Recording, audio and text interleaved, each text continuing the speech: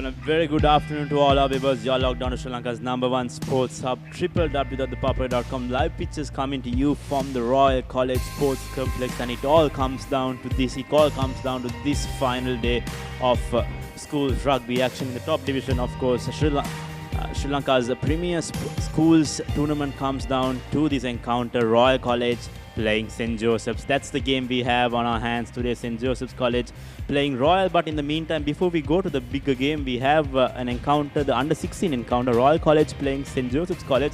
That's starting at 3 p.m. But after that, at 4 p.m., we have kickoff for the much-awaited Royal St. Joseph's clash. A league clash that will decide who takes home the league or who has the bragging rights for this year's crown. Royal College, 2 times defending league title champions, and now St. Peter's College are having a chance to win the Singer Schools Rugby League, something that they won last in 2010 under Keith Gurusingha. So a lot to talk about. In the meantime, I have with me Ranjika Pera. Ranjika, very humid afternoon today.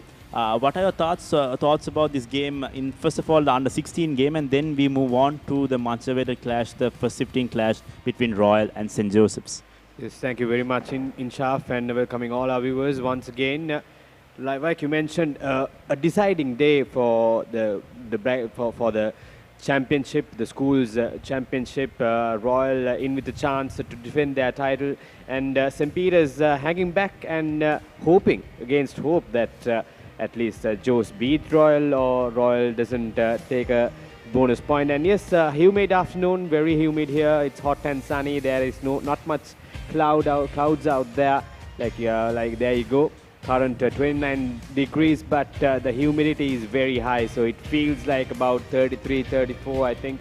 And I'm pretty sure the players will be feeling it much more than we feel it inside the media complex. And also, yes, during the last few years, I think St. Joseph's have produced a few star-studded players, and this rugby culture they've maintained, they've brought up in their school is very admirable, I must say, in the last few seasons.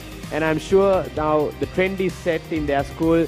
It's not how it used to be back then when we were schooling.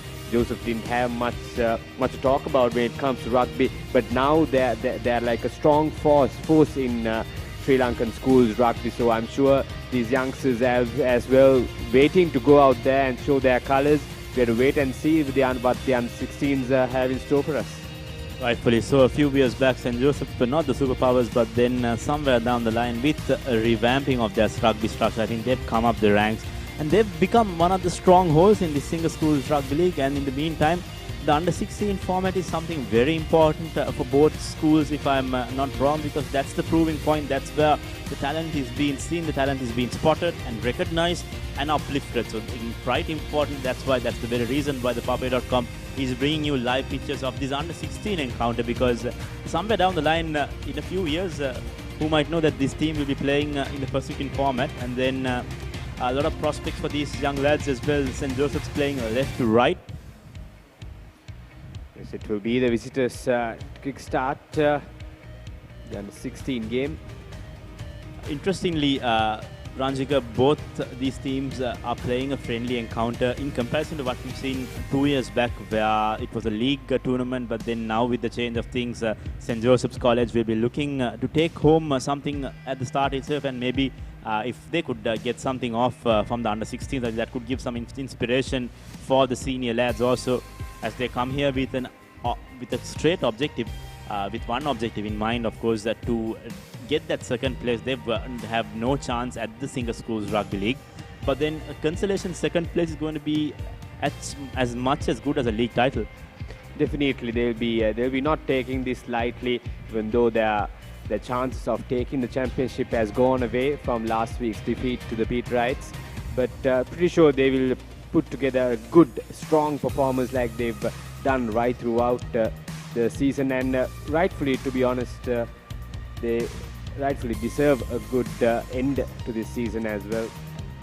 Still going on is the under-14 clash in this Royal St. Joseph's encounter. The under-16 encounter is to kick off soon after the under-14 sees full time. But then a lot of aspects, I think, Ranjika, one thing that these two schools are now building up is their junior structures. A long time back, I think only a selected number of schools had that junior structure within their school rugby format, but then Royal and St. Joseph's are slowly building that. I think Royal have come up a long way due to their junior structure. That's why they've won 2 consecutive league titles, and they're nearing another league title at the moment. Yes, clearly it's very important to have the junior structure sorted out. That's where, like you mentioned earlier, the true talent is spotted, and then only they move those young kids to the highest level, to the first 15 sides. So it's very important that you invest on the juniors, invest your time, invest your money, invest with the coaching staff and everything to put that solid base, which is very much important when it comes to building good players. If you're joining in right now, this is live pictures on a #1 sports hub. We're showing the Royal Joes encounter from the Royal College Sports Complex, encounter that will decide who takes home the league. To lay it down simply, Ranjika, if Royal win this encounter with a bonus point, that means they get 6 points in total, that is league points in total. At the end of this game, the league is all theirs.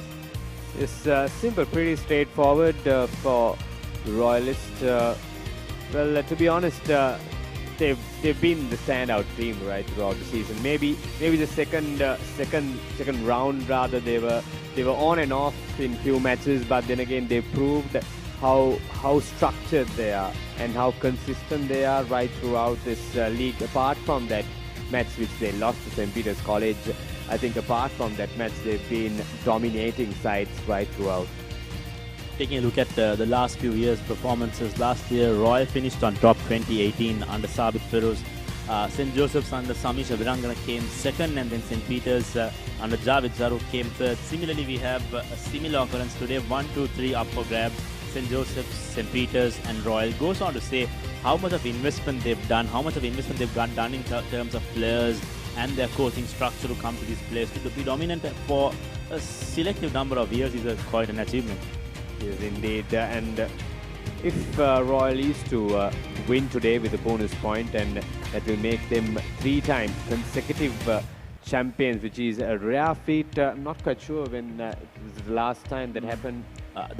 I think this should be the first time that Royal College or any school in the single school rugby league format are winning or will win a league title for 3 consecutive years. The last time it happened, it was in the 90s. I'm not certain. It should be Royal or Isipatani if I'm not wrong. So it will be a huge, remarkable achievement for all these lads, because all what they've worked around. Coach Dushant Liuke is one of the most dedicated persons in the coaching arena, and he knows how important it is. But then Royal also need to understand that a win only will not be enough to take home the league. I think as we see the end of the under-14 encounter, and I think Royal will be feeling that pressure, the pressure of knowing that they don't just need a win. They can't suffice with a win. They need a bonus point victory, which means a 4-try win against the strong Josephian outfit. I'm not saying that they are not capable of doing it, but that pressure of taking a bonus point win surely must be playing in their hands. But I'm pretty sure they have a very experienced outfit, and like you said, Liuke has been a brilliant coach for Royal College in the last 2 years. He has after he took over from Coach Sanat Martis, he has been wonderfully coached these young sides and produced some champion sides for Royal College, and I'm pretty sure he will continue to do so. But then again, it's all about handling that pressure, isn't it, Dinsha? It all comes down to this. So, like you said, Ranjika, pressure on Royal's hand. But in the meantime, St. Joseph's and Nilufer Ibrahim have nothing to lose. They've had their chance at the league. They lost their chance at the league. And now they have a chance of becoming second. So, St. Joseph's coming in with nothing to lose. But in the meantime, the Josephians, the young Josephians who will be walking onto the field will have something else on their mind. They need to finish their season on a high note, because it's always a good achievement or a good feeling when you end up or finish your season with a win. It's always good to end things on a high. That it always gives you a good feeling of having a tough season. But if you can go away with a win, that will be a good memory to cherish until the season starts again in next year, as the Josephians huddle up in the center. The under-16, some big boys there. So good signs for the Josephians. I'm pretty sure there will be a lot of skill in play today from both sides. Here comes the Royalists, the home side. Also consists of some big boys, so it's good signs for both teams, I think. It will be the Josephians' quick start from right to left. I think this should be a good prepping for the under-16 lads as well. Going into that, their important tournament, that is the under-16 tennis side tournament, that's going to be played in Kandy. That's how the Sri Lanka Schools Football Association operates. So they play the under-16 tournament in Kandy. So going into that Kandy tournament, I think this should be a good final preparational match for them before they go in, because that's going to be the encounter where they all fight for that silverware, and an achievement or a win there is going to be a cherishable achievement. In the meantime, St. Joseph's will be playing from right to left. The referee for the day, Tilna Ratnayaka, in charge of proceedings today. Here we go. The opening whistle and the kickstart. Good Deep. high hanging kick, gains a good meter, gains a lot of meters for St. Joseph's, but Royal managed to grab hold of position. Early exchanges for Royal. By the looks of it, St. Joseph's have intercepted or turned the ball over. Good thumping tackle by the Royal defense. Here we go. The Josephians trying to work their ball. Goes for the rubber. Can he collect it? No. The fullback is right in place. He takes the ball, cuts back in, goes through the center, goes past two defenders, but brought down on the 40-meter. Numbers opening up. The Royal fly half looking to clear his lines. Has a good, decent kick. Will it go all the way? And a wonderful clearance kick from Royal College. Takes his team right next to the try line. What a kick that was. Brilliant kick indeed, right on the 10-meter. It was wonderfully done. He was under pressure, but kicked it perfectly, placed it perfectly rather. And Royal in with a chance to put some pressure on the defense of Juice. Early exchanges, Royal College will be needing, or rather St. Joseph's will be looking to clear themselves out, because they are on their danger line, and an early try will put them under a lot of pressure. Important line out for St. Joseph's.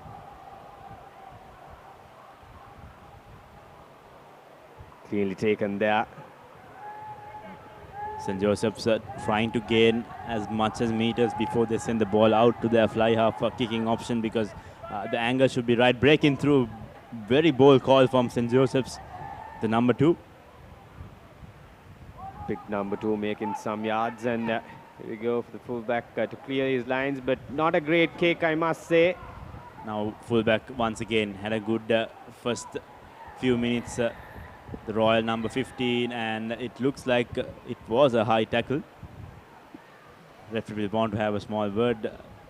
It's the under 16 encounter, so the referees will also make sure that they go easy on the players as well. They're not here as a competitive force, Ranjika, and then there you go. That's the call.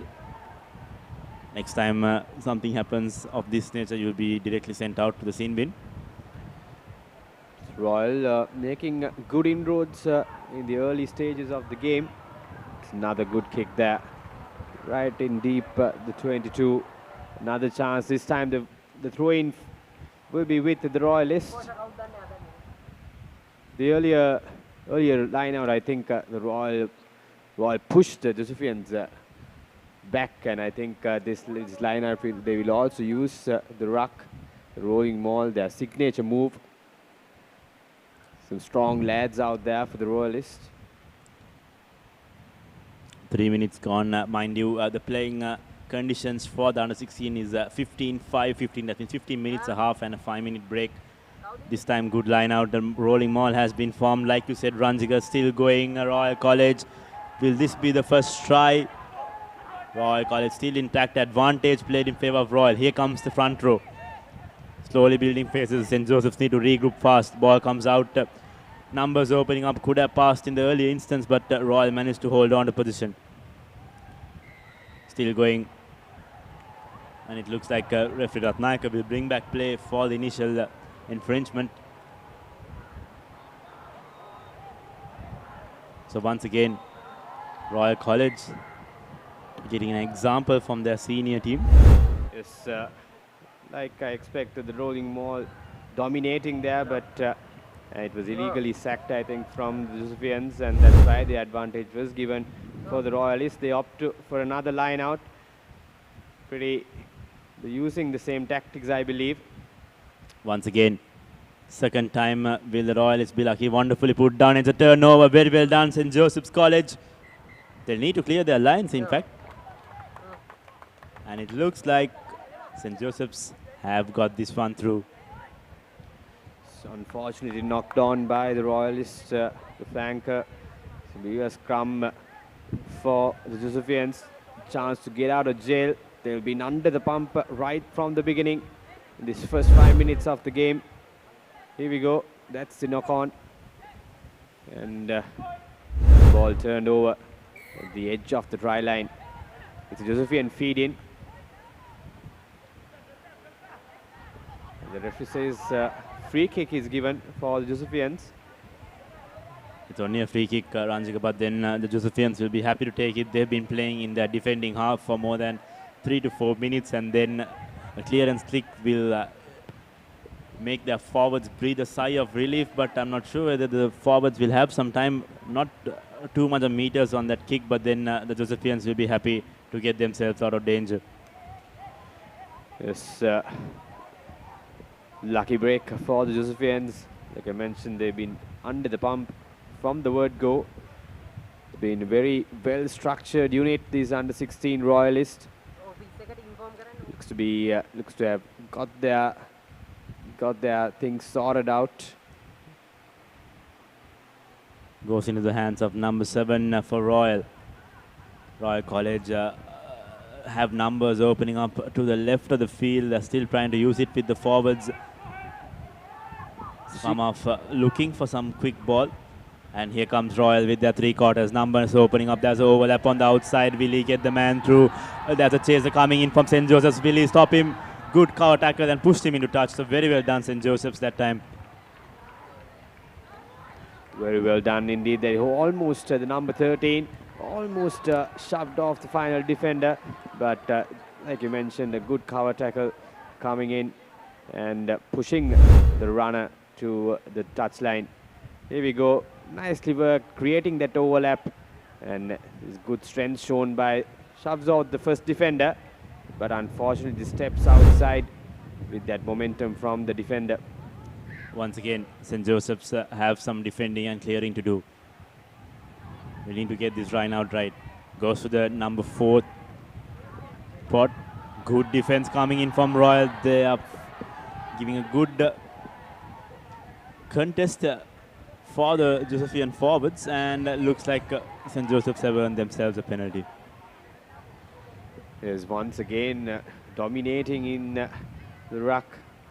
The Royal forwards are too strong for the Josephians. Pushed back all the times they made them all. But unfortunately, this time the Royalists giving away a penalty. Another chance for the Josephians to clear their lines. This time they will be hoping to get much deeper.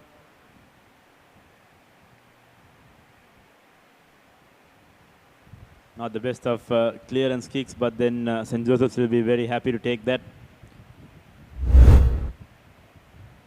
Here you go, that's the replay from the early incident.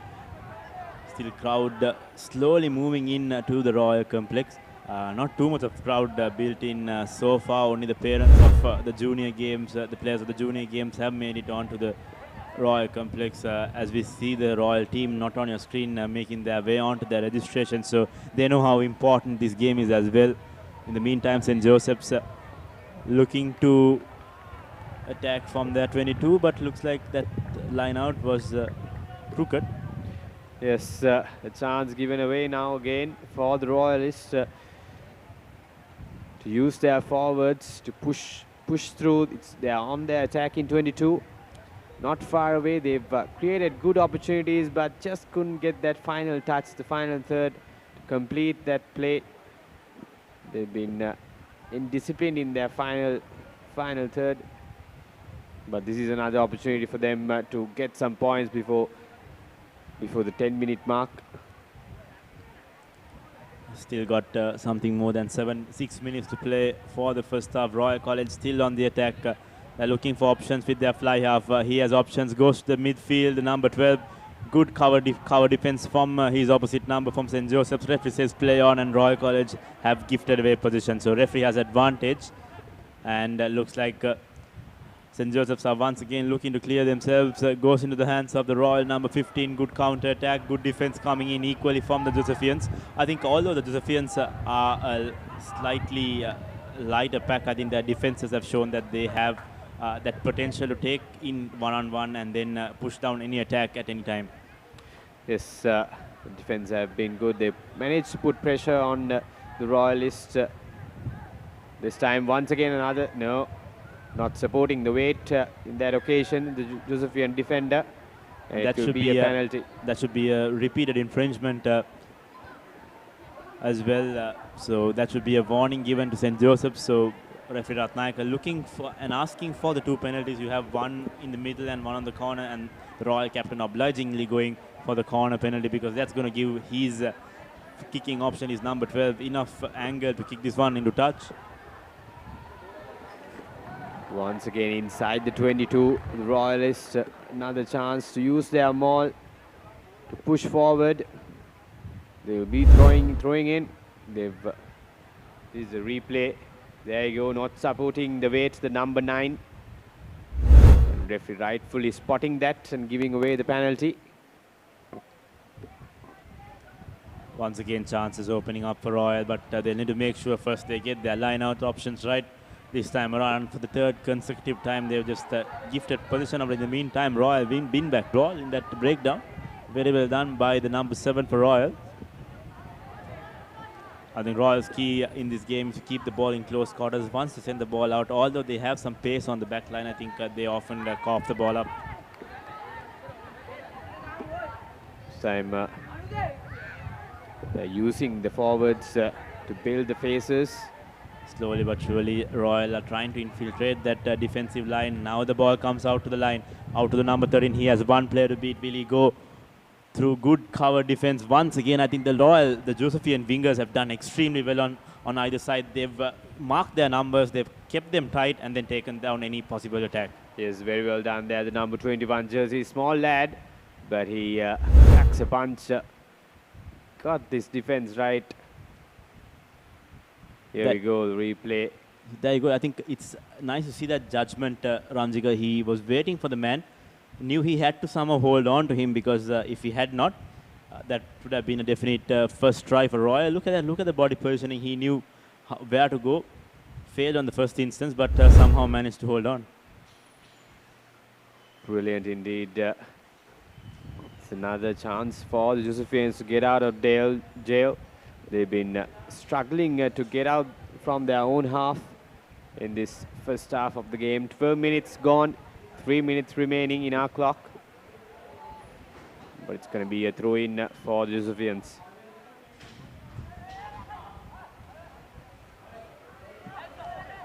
Once again, St. Joseph's.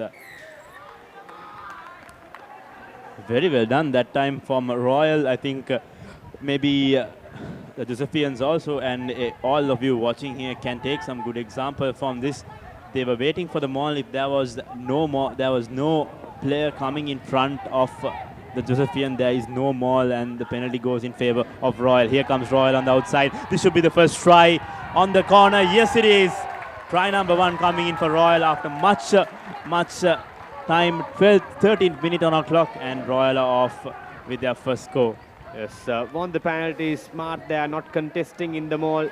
Won the penalty and quickly taken and smartly worked their way towards the corner flag, and number 13 touching down on the touchline. Here we go, using their men on the outside, working their way and touching down just on the corner flag. First try for Royal, deserved it. They've dominated this first half, and they rightfully earned their try. Conversion to come. 5 points to nil. It stands at the moment against Josephians. I think that's an ideal time to score as well, Ranjika. You're nearing your half-time mark, and then with a try on your hand, but credit should go to that line-out option. They knew when and where they need to come in motion, and then that was a very well done move by Roy. Kudos to them. The coaching staff have done really well to coach those tactics onto these young lads.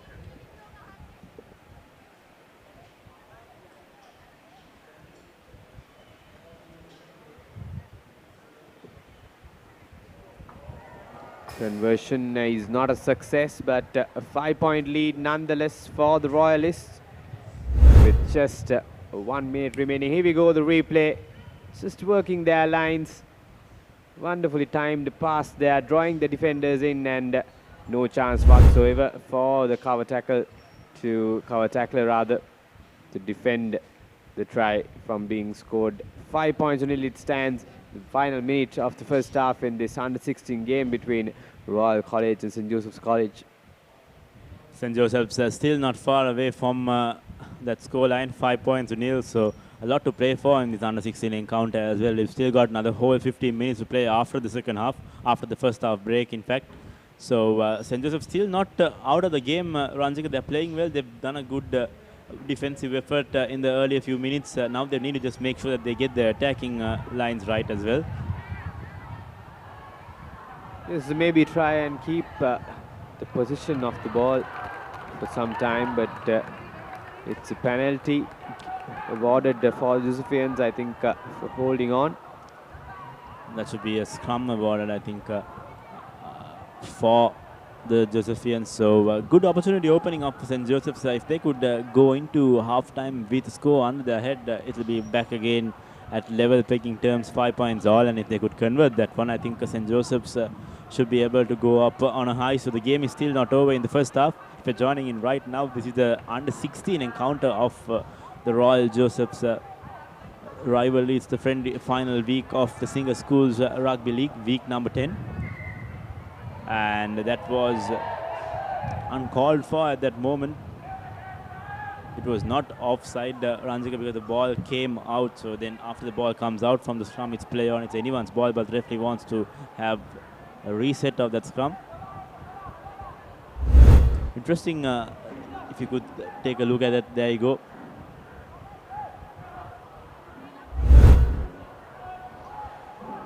Tough call there.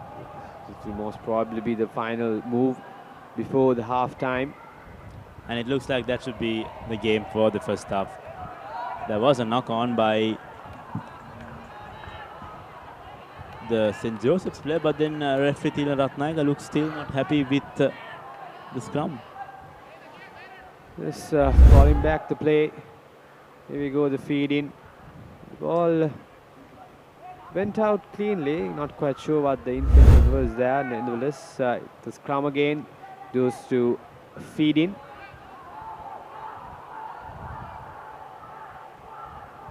This time. Now attacking opportunity opening up for St. Joseph's. Now looking for numbers. The big number 12, I think we've spoken about him at under 14 level as well. Has been very awfully quiet. One more phase remaining in this game. Coming from the side is the call for St. Joseph's, and they win themselves another penalty. Now that it comes down to this point, Ranjika, this is just under 16 level. Do you go for the 3 points, or do you try to play this one from there? They're opting to go for a scrum. That was the infringement coming in from the side. Referee in the right position to spot that. Good tackle though on the number 13 by the Royalists. But it's going to be a scrum in the midfield for the Josephians. If they can get this right, they could go on, work towards the try line. Going leftward, St. Joseph's not the best of passers. Should have looked at that pass. St. Joseph's, however, recover well in time to hold on to possession. Now numbers on to the right. Good defense from Royal. Once again pushed backwards. Very well done, St. Joseph's. In fact, Royal College, their defenses, they are slowly but surely pushing the Royalists, pushing the St. Josephians backwards, and they've done really well. We've seen this play from the first 15 side as well, Royal College, and they've emulated that under 16. So kudos to them. They're holding the Josephians right. They're not going to give away that final minute try for the Josephians. St. Joseph's trying something new and a slightly overcooked kick, and that should be the first half. Yes, first half over, and the Royal is the home side. The under-16s are leading 5 points to nil at the halfway mark. As the crowds slowly build up to this crunch game today. Yeah, the first 15 sides of St. Joseph's College and Royal College playing for glory.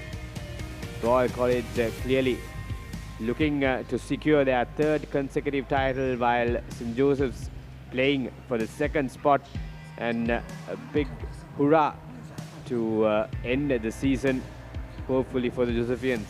So there you go, that's the halftime confirmation. Royal College 5, St. Joseph's College nil at halftime. This is the under-16 encounter live on number 1 Sports Hub, ThePapare.com, Dialogue TV, channel number 77, and on my TV. So we've seen some good rugby, and let's expect we see something of this nature. Here you go, this is the first half highlights before we go on to the second half. This was the only try scored, the only highlight we have as well. Wonderful piece of work that time. Kudos to the line-out jumpers as well. So there you go, that's half-time. We'll take a quick commercial break, and when we come back, we have action from the second half.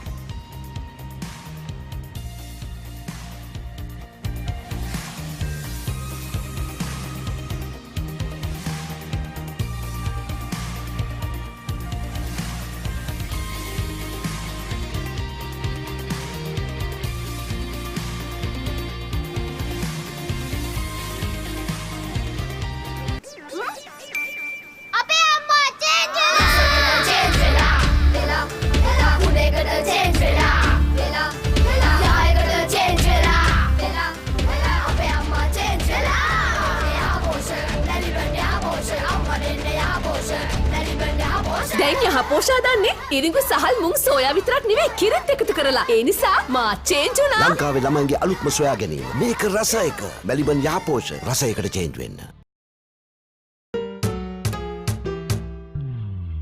කිසි ගැම්මක් නෑ. පදම පරක්කු ඇයි? සුමීරි පානේ පදමට ගහලා දවස පුරා ගතට දැනෙන මිහිරක් පුබුදා.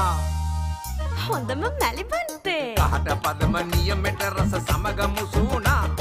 මැලිබන්ටේ එක්ක අපේ දවස රස වුණා. පදම වරුනේ. කහට පදම නියමෙට රස සමග මුසුණා.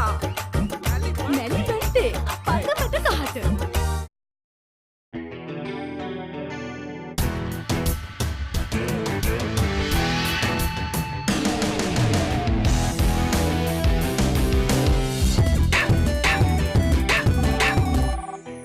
I have news. Let's meet.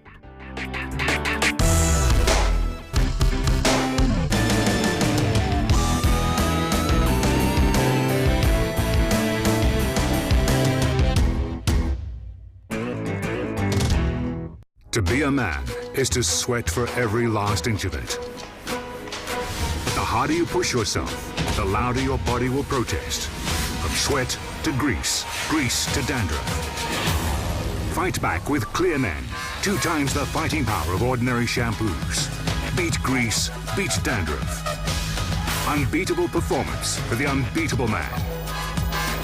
Power through the odds. Clear, 0 dandruff, nothing to hide.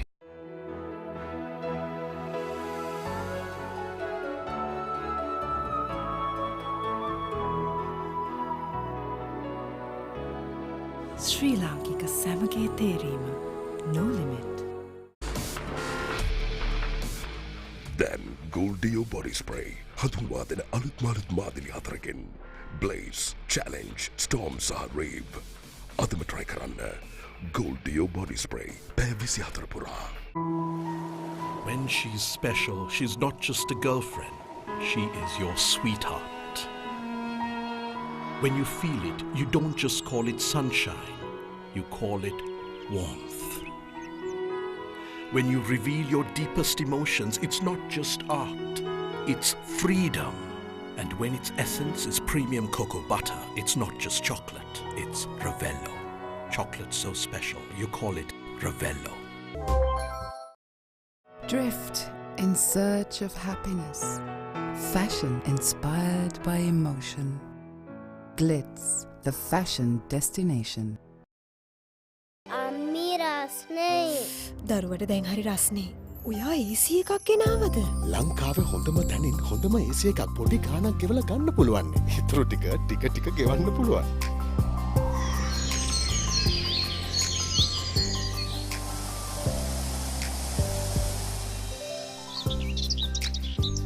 දරුවා සතුටින් තියෙන එක තමයි අපි හැමෝගෙම සතුට. ඒකයි මම සිංහ එකෙන්ම ඒසි එකක් ගත්තේ. සිංහ වායු සමීකරණ සෙනෙහසේ සිසිලස. The thrilling Diamond Rugby Club Sevens are back to take over the city of Colombo.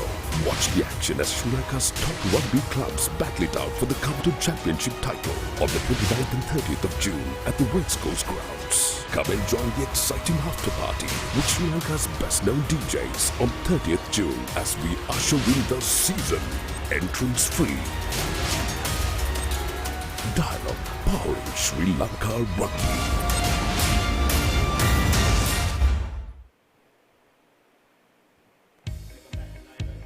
Welcome back to live action here in the under-16 encounter between Royal College and St. Joseph's. Royal College currently leading 5 points nil.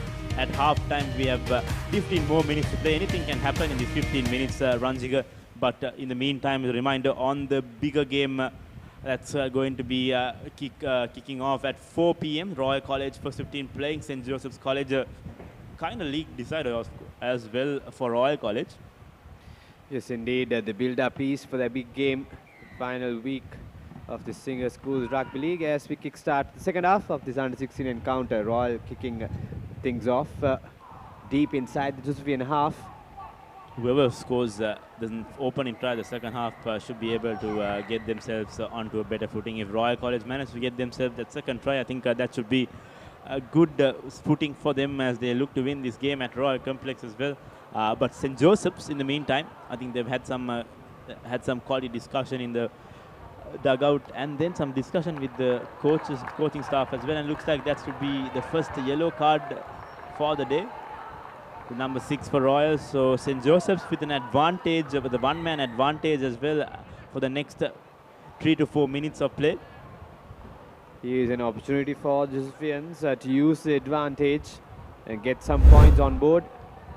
Here we go, the infringement. We saw, can't really spot the number 6.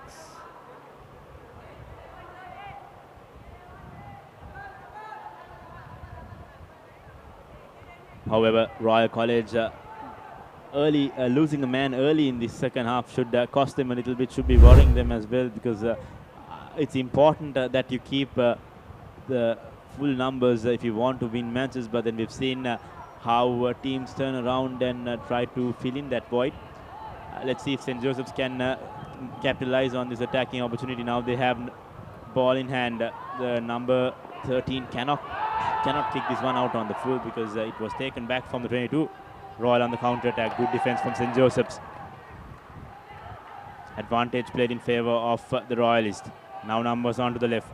Space opening up. Good cover tackle from St. Joseph's. The number 14, the wingers have been everywhere in this Joseph's attack. Yes, brilliant defense once again from the Josephians as Royal try to work their way. There's players on the outside, but this is once again good defense from Josephians rushing up and putting pressure on the runners of the Royalists. But St. Royal College building up the faces, using their forwards now. Once again, Royal onto the runners now. Number 13, the try scorer, tries to fence off the final defense, but this time once again, good cover tackling there from the wingers of St. Joseph's College. Royal College still on the attack. This is brilliant from them. They're one man down, they're not holding themselves back. Change in direction, the scrum half cuts back in. The number 13 once again, he has been a pivotal role in this game so far for the Royalists. It's a big number 16 breaking through, making good hard yards towards the try line. And St. Joseph's once again putting pressure, but fortunately Royal holding on. Numbers for Royal left and right. They try to go through the middle using the forwards, keeping the ball in close quarters. They'll need some quick ball out. Now going to the left side, space opening up for Royal College. Could have passed that one a little bit better that time, Royal, and it looks like St. Joseph's have won back position. Very well done, the number 9 there. Saw the opportunity, saw the space, grabbed onto that ball. So St. Joseph's finally get themselves in contention of the ball. Now they need to clear their lines before they cough off position. 5 points to nil, 18 minutes on our clock, so we still have something about 6 minutes to go. Not the best of kicks from St. Joseph's, not something you should be doing if you have an opposition and you have one-man advantage. That's one aspect of the game that have let down the Josephians. They've been unable to clear their lines in most occasions, and that's why they've been stuck inside their own half the much part of the game. Here we go. That was a real opportunity for Royal College, but that pass was just a bit too low for the winger, and the counter-rucking was brilliant from Josephians. But then again, they gift away position once again. Loose kick, and was knocked on right inside their 22, and it's an opportunity for the Royalists to attack once again. Royal College to feed in. They're one man less in this game so far. Received the yellow card early on, but this is Royal to feed in to the scrum. Taken quickly from the scrum off. Numbers opening up for Royal through the middle. The number 13 tries to make some good yards for the Royalists. Royal are restored back to the original number, but looks like St. Joseph's somehow or the other have won ball back. So now it's going to be decision time for the Josephians, because their lineouts and their clearances have not been good. They still have a chance of winning this encounter, because Royal are still leading 5 points to nil, and then again this time around the St. Joseph's kicker makes no mistake and gains his team some good meters. Here we go, the infringement.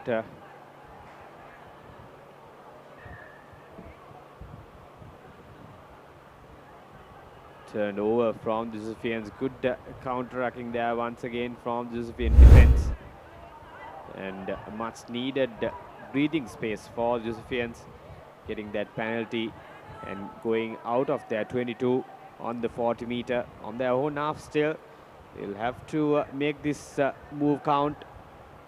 They've been good in their lineouts, I think, right throughout this match. They've won their lineouts, and they've defended well as well against a strong Royal outfit. Here we go. This time stolen from Royal College. Once again, very loose from Josephians inside their own half. Unable to keep position. And Royal in with a chance, using their forwards. Goes by himself, the number 16. Scrum off. Using their line now. Here comes the runners. Once again, Josephian defense right on spot, holding the player rather. And that's a penalty for Royal College. Some words being said as well, and referee rightfully having a word with the youngster.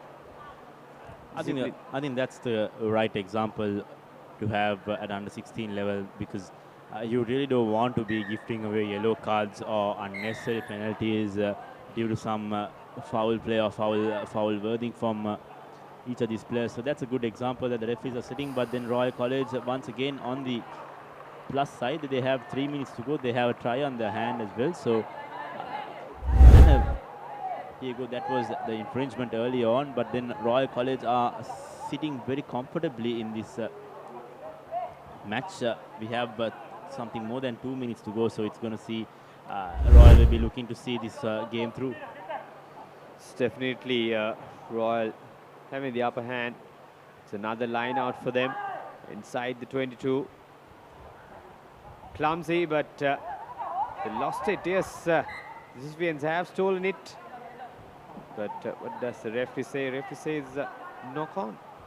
It's a scrum ball for Royal once again. 23 minutes gone. We're nearing the big game as well. Royal College playing St. Joseph's. Both teams St. Joseph's making their way on for their practice rounds. They know how important this game is as well. Ranjika, they lost that game last week at Bambalapitiya. The Bambalapitiya, the newly built St. Peter Sports Complex, has favored the Peterites. They've not lost ever since it was open. So they'll be looking to keep that winning streak also alive. But in the meantime, St. Joseph's are looking for that number 2 position as well. They don't have eyes on the league, so this game is going to be very crucial for the Josephines. Mind you, if St. Joseph's and Royal College are tied together at points, St. Joseph's will be winning this game, because if they manage to win this game against Royal, they'll be the number 2 team. A lot at stake for both sides, Royal and St. Joseph's College, as the under-16s fighting their way. This Royal College on the attack. Bit of loose pass there from the scrum half. But Royal recollecting the ball and building up the faces. There are men on the outside, but he tries to go by himself, makes a good few yards. Now just 5 meters away. Little dummy there from the scrum half, nippy scrum half. Are they over? Yes, referee says yes. There you go, the second try, the much needed try they needed to secure their place. 5 more points for the Royalists, 10 points now with just 6 minutes, a little over 5 minutes rather remaining. It's a good move there from the scrum half. A little dummy and a shove. This was the initial break from the number 8. And then they threw the ball. There you go. Nippy scrum half. I think very well done there by the scrum half. I think he's been the playmaker of the side, bringing in the attack, using his forwards when needed. So good prospect for Royal College when they look at filling Nipunya Sojana's shoes. The current number 9 for Royal College will be finishing off his Royal College first 15 stint today. Yes, I think we spotted a few good players in this under-16 outfit. Saw that first try was scored by the number 13. Good, strongly built winger. Could you also be used as a centre rather? It's a good prospect for the Royalists, and the scrum half, like you mentioned, has been doing all the calling the shots in this game, and the conversion to come. This time he gets it right through the middle of the uprights, and 2 more points, and that takes them 12 points to nil against St. Joseph's College with just over 3 minutes remaining. Here we go. That's a dummy I told you about, and getting the offload to the big forward, and he just barrages his way over the try line, and the conversion is a success as well. So 12 points to nil with 3 minutes remaining in our clock. So Royal College on the upper hand today, 12 points to nil in the under-16 encounter. They've got something more than 4 minutes to hold on to this lead. But mind you, St. Joseph's have not had anything materialistic in the attacking lines. They've been defending this Royal team right throughout the first half, and in the early minutes of the second half. Mind you, they've not made any progress onto their 22-meter at least. Royal College now still with possession. That should be a high tackle. Clearly a dangerous offense. That should be a yellow card. Easy call. No defense against that. That's number 9. Big lad. Going high. And dangerous indeed. And a penalty and a yellow card. He'll be out of the game. In the remainder of the game, Josephines will be playing with 14. And this is an opportunity for Royal College to get some more points in the game. Good prospect for kicking the number 12 for the Royal under-16s. I think that was a clearly dangerous tackle on the air. I think these are some things that should be avoided and fixed in the under-16 level. Ranjika, when it comes to the upper hand, you're going to be rightfully penalized for such dangerous tackles. In the meantime, a lot of prospects I've seen from this St. Joseph's and Royal College, but Royal College have had the better of the number 24 and the number 12, who's been taking on the kicking duties. I think he's had a good day. I like to see how he takes that stride as well. Very calm, doesn't rush it too much, and then his execution is on par. So a good prospect for Royal in the coming few years as well in their first 15 structure. The humidity, of course, taking a toll on both sides because the factor of temperature and heat is going to take on the players. I'm not sure if the first 15 game also will have an interruption or rather a 1 minute break for the players to take a breather. Towards the right of the screen, you can see the Royal College team coming out from their dressing rooms for their practice sessions. The crowds have slowly built up, especially on the Royal side. They've come out in numbers. It's a chance of to make history, isn't it, Insha, for this strong Royal outfit to make it 3 in a row. First time in the history. We've had few back-to-back championships won. I think we've had quite a lot of back-to-back championships won. For example, Fazil Marija, the current Kandy Sports Club and a national coach, in his year he won the league and the knockout, and the year after that they ended up doing the same thing. So 2 in a row for Kingswood. Royal College have done the same thing last year and the year before that, 2017 under Owen Askey and in 2018 under Sabit Feroz. No team in this 21st century. Wonderful bit of skill from the nippy scrum half.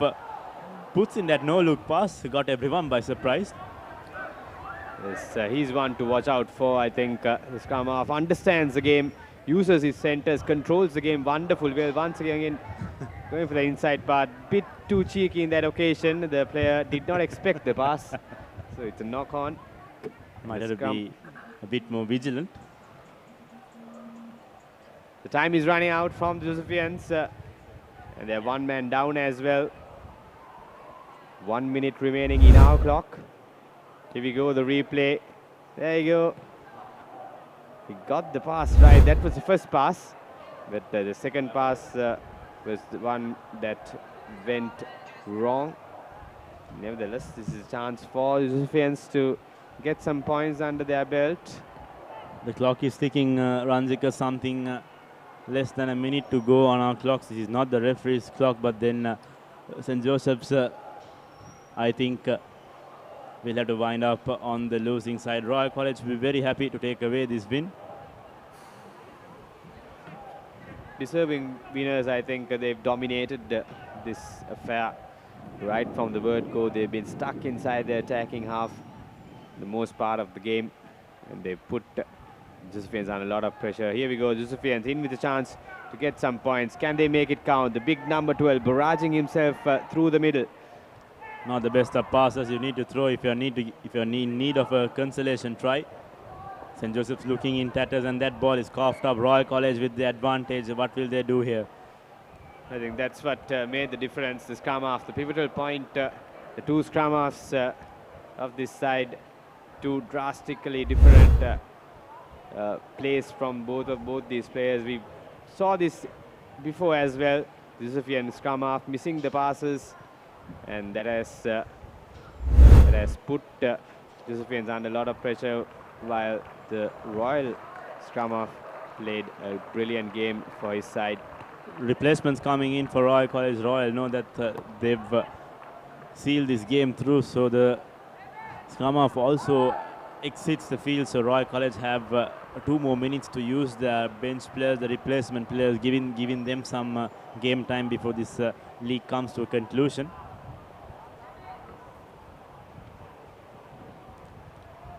Tuleb Hassan on the other side, having his final few warm-ups with the side. If Tuleb Hassan becomes a league-winning captain today, he's going to be one of those players to have played in 3 successive league-winning teams, and that's something you do not find in the current form and the current structure, Ranjiga. Yes, rare feat and a wonderful achievement for Tuleb Hassan as well. He has done marvelously well right throughout these 3 seasons for Royal College, as St. Joseph's steal the ball. Still inside their own half, they're still trying to get out of the danger zone. This time, the clearance kick is straight into the hands of the runner. Royal College with one final break. Space opening up for the wing three-quarter. He has numbers on to the right. In fact, to the left, now on to the right. Still going Royal College. Does really well to hold on to the ball and keep the ball alive. And by the looks of it, St. Joseph's have been penalized yet again. So Royal College with one final stride. Taken quickly, numbers onto the outside. There's a one-on-one advantage opening up for Royal. Has he got the distance? And that ball looks like that was knocked on. And that's the game. Royal College convincingly winning this one, 12 points to nil at full time. Easy win and deserving winners. I think the Royalists played well. I think just come off, control the game really well.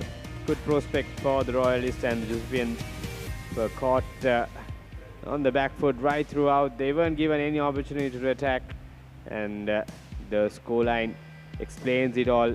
12 points to nil, the final scoreline. There you go, the confirmation. Full-time score. Royal College beating St. Joseph's 12 points to nil. So, good convincing performance from the Royalists. We'll wait and see what the highlights package has in store for us as well. Royal College started off things on a bang. Had to be penalized early on with that infringement, but then they did not take anything negative from that. They worked their line, kept the ball with themselves, and mind you, they've not let any Josephian player come to their defending half at any point. So that's an achievement for them. So there you go, that's the conclusion of the Under-16 encounter.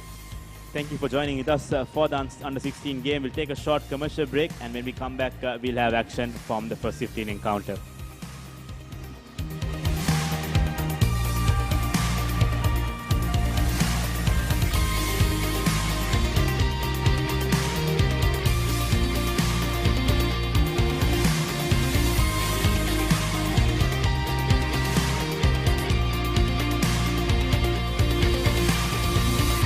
Thrilling Diamond Rugby Club Sevens are back to take over the city of Colombo.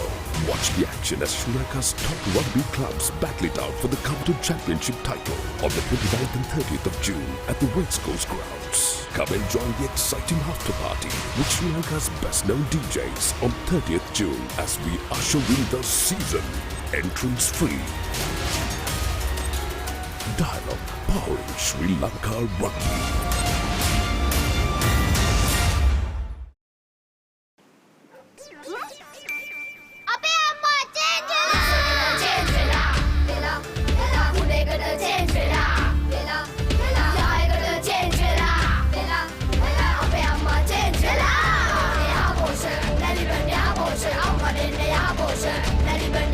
දැන් යහපෝෂා දන්නේ ඉරිඟු සහල් මුං soya විතරක් නෙවෙයි කිරිත් එකතු කරලා. ඒ නිසා මා change වුණා. ලංකාවේ ළමයින්ගේ අලුත්ම සොයා ගැනීම. මේක රස එක.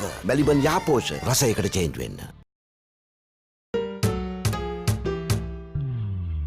කිසි ගැම්මක් නෑ. පදම පරක්කු ඇයි? සුමීරි පානේ පදමට ගහලා දවස පුරා ගතට දැනෙන මිහිරක් පුබුදා. හොඳම මැලිබන්ටේ. කහට පදම නියමෙට රස සමග මුසුණා. මැලිබන්ටේ එක්ක අපේ දවස රස වුණා. පදම වරුනේ. කහට පදම නියමෙට රස සමග මුසුණා. මැලිබන්ටේ පදමට කහට. Stumble upon a surprise. Fashion inspired by emotion. Glitz, the fashion destination.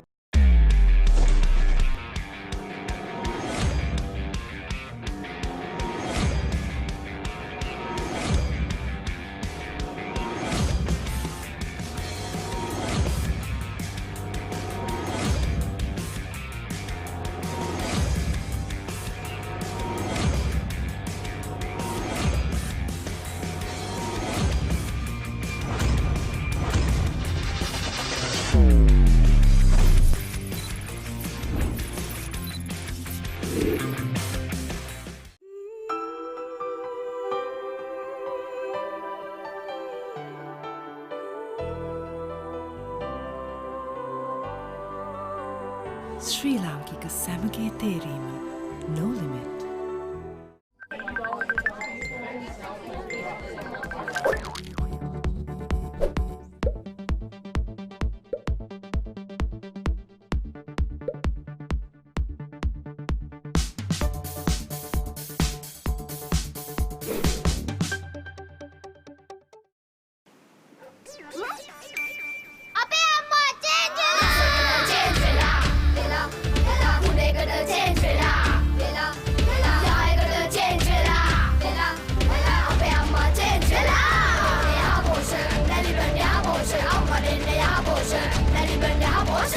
හපෝෂා දන්නේ ඉරිඟු සහල් මුං සෝයා විතරක් නෙවෙයි කිරිත් එකතු කරලා. ඒ නිසා මා චේන්ජ් වුණා. ලංකාවේ ළමයින්ගේ අලුත්ම සොයා ගැනීම. මේක රස එක.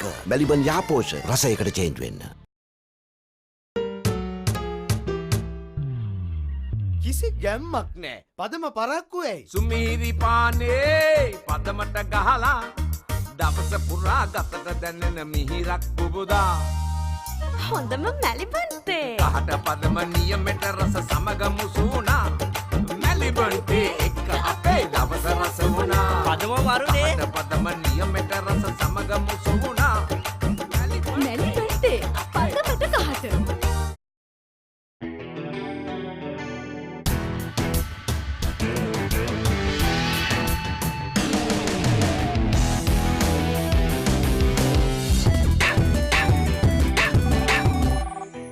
I have news. Let's meet.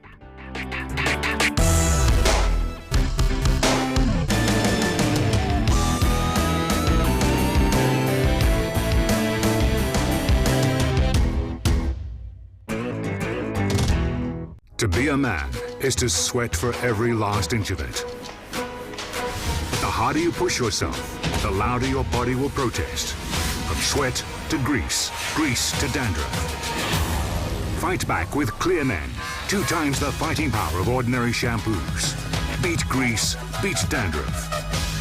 Unbeatable performance for the unbeatable man.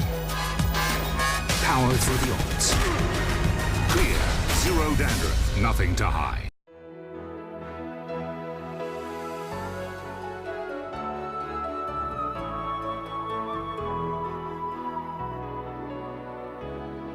ශ්‍රී ලාංකික සැමගේ තේරීම No Limit.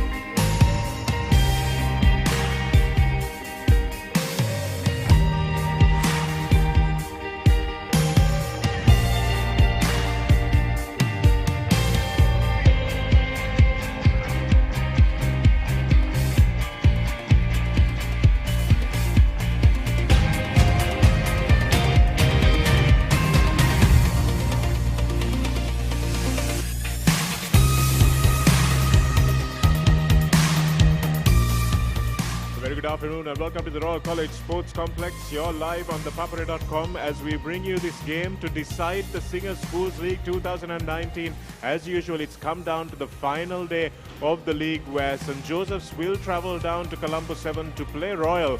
And there are several possibilities on the cards. A warm welcome to all the Royal fans, all the Joseph's fans, and indeed all the St. Peter's fans and players possibly who are tuned into this broadcast, waiting with their fingernails tuned down to the stub to figure out whether they will be league champions at the end of this game. But at the moment, Royal College have everything in their hands. All they have to do is win by 4 tries. And as I say that, Royal College captain Abdullah Yusuf joins me in, former Royal College captain I should say, Abdullah Yusuf joins me in the commentary box, knowing that it's no easy task, Abdullah.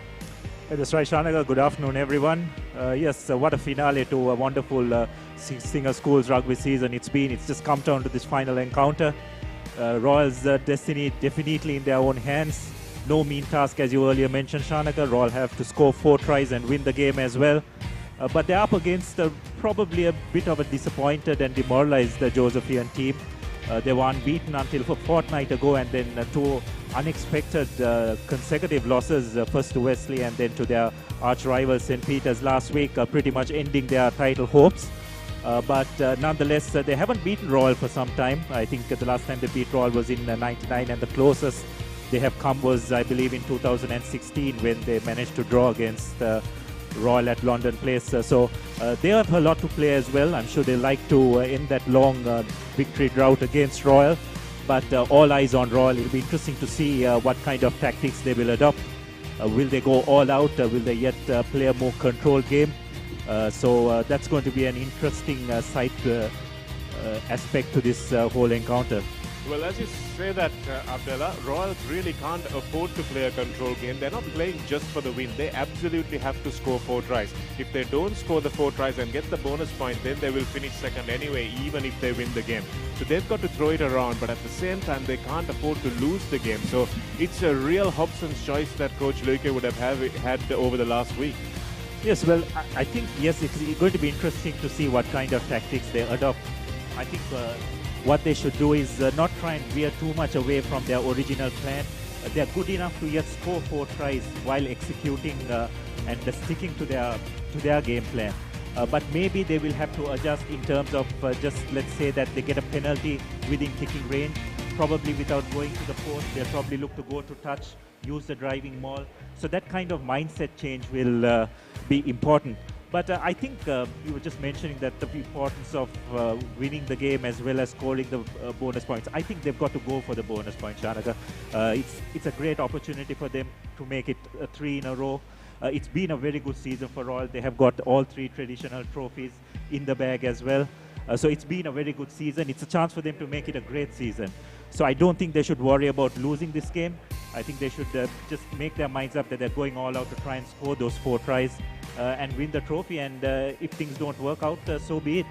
And it will be a really feather in the cap for Royal, because it will be 4 in 5 if they do win, Abdullah. It will be 3 in a row. And also just that Isipathana victory in 2016, separating from Bhanuka Rajapaksa's team that won in 2015 as well. So over the last 5 years, Royal would win 4 titles if they do manage to come through in this game. This is the weather for us today. Mostly cloudy, they say, and that would be nice because the sun is beating down pretty hard on this Royal College Sports Complex at the moment. The weather is currently 29, but we're mirroring the conditions here in the press box that are out there on the field, so it feels like it's 40 in here. It's going to drop a little bit later on in the evening as we would expect, but there's no real wind to speak of as well. The underfoot conditions are fantastic. This ground is very hard. You can see the dust flying up as well, so that should make for some fast open rugby. Yeah, that's right. Underground conditions are very good. It's not slippery any sense of the word.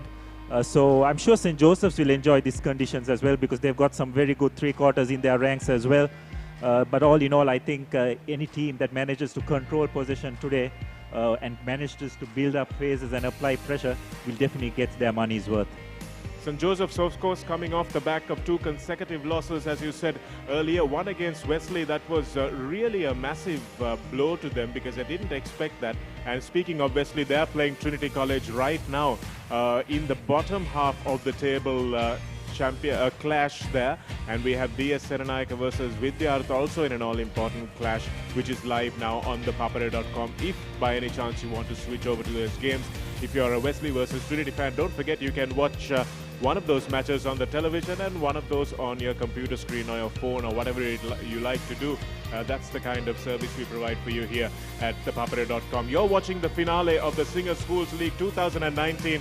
Whoever wins today may or may not win the league. Royal have to win, and they have to score 4 points in order to best St. Peter's. These are last week's results, a close game between Trinity and St. Thomas's, but Trinity were a little bit more dominant than the scoreboard suggests. St. Peter's and St. Joseph's in a nail-biting match there. St. Peter's winning in the last possible moment over Joseph's, who were leading 21-20 at the time. Royal not able to pick up that all-important bonus point against Isipathana, and Science beating Wesley in a shock victory for the Science College team against a team that had beaten the title contenders at the time. So real topsy-turvy results in this final week. Yes, especially this second round, hasn't it been, Shanaka? There have been results that are hardly expected, which is really good. It added to the excitement of the whole league. But it's also a bit of concern that some of the top teams haven't been able to maintain that level of consistency.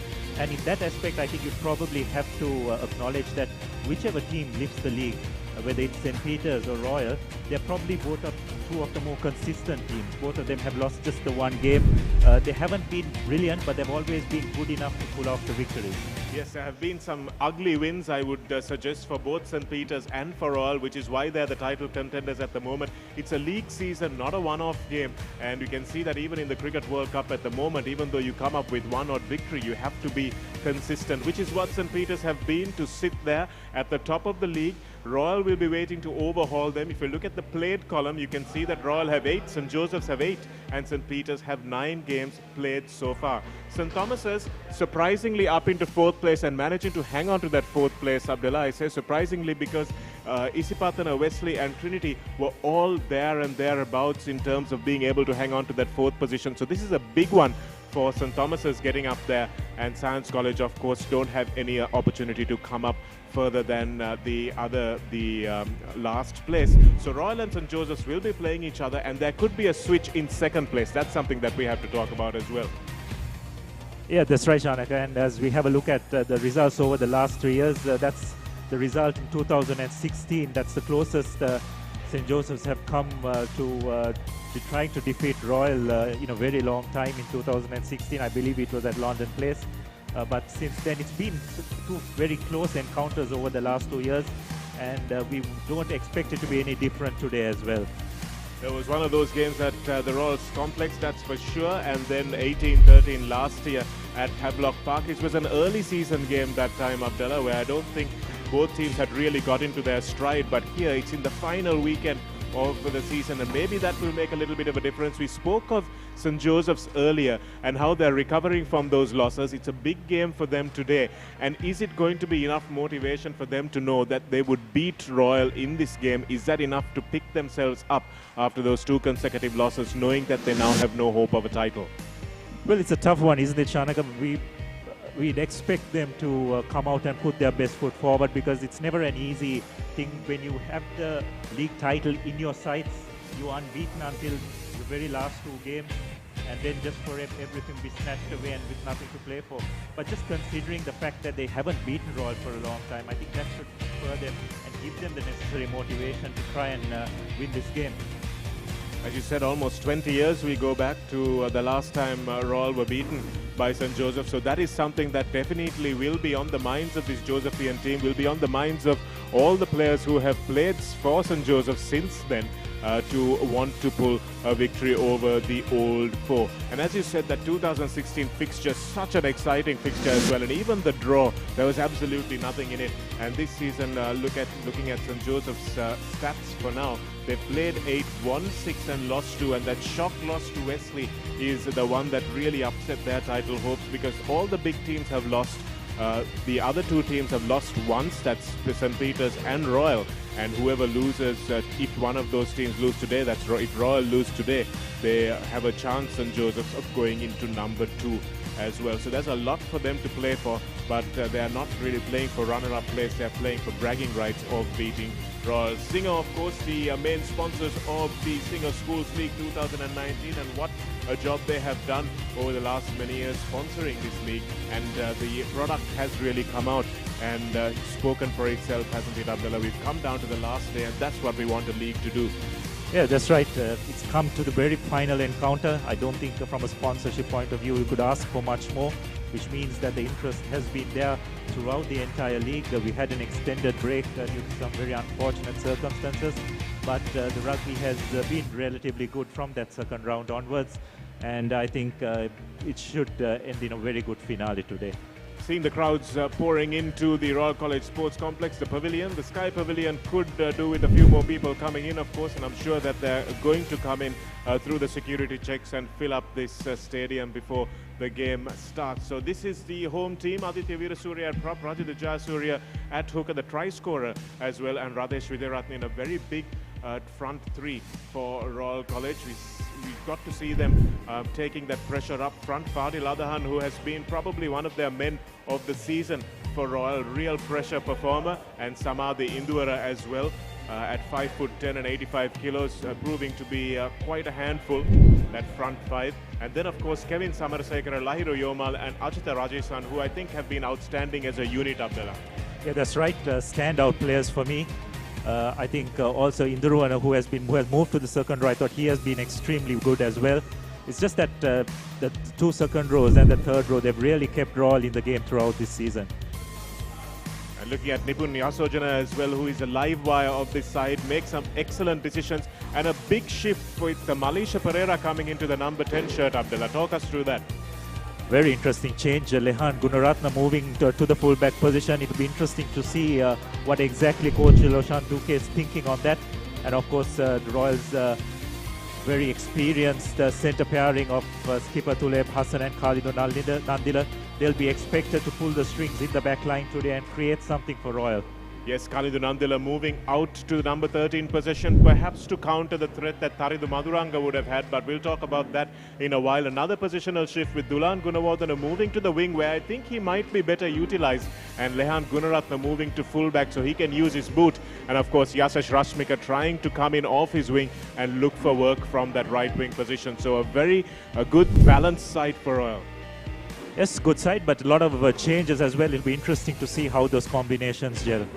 Thiraka Santush, Geshan Tangaya and Siobhan Gregory will make up the front three for St. Joseph's as well, and they'll come up against guys that they have played against before. A little bit of a weight advantage for Royal, but I don't think that would bother the Josephians too much. Cheka Jayawardena will have to have a real line-out lesson with Fadil Adahan today, and Shahan Kalaniagoda has been outstanding. Shahan Eranda, as he's on the team sheet, has been really good in terms of turning the ball over. He's moving into the second row today.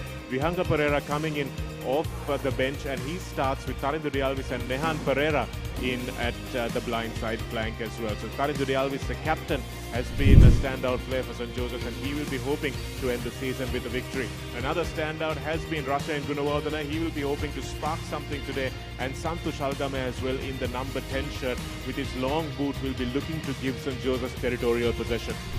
That's right, that half combination has done very well for St. Joseph's. They have a key role to play in today's game as well. And the other set, the combination, Imesh Disanaik and Ruchira Imanta, I think they'll have their work cut out containing Tuleb Hassan and Khalidun Nandila today. So it'll be interesting to see how well they manage to cope with that threat.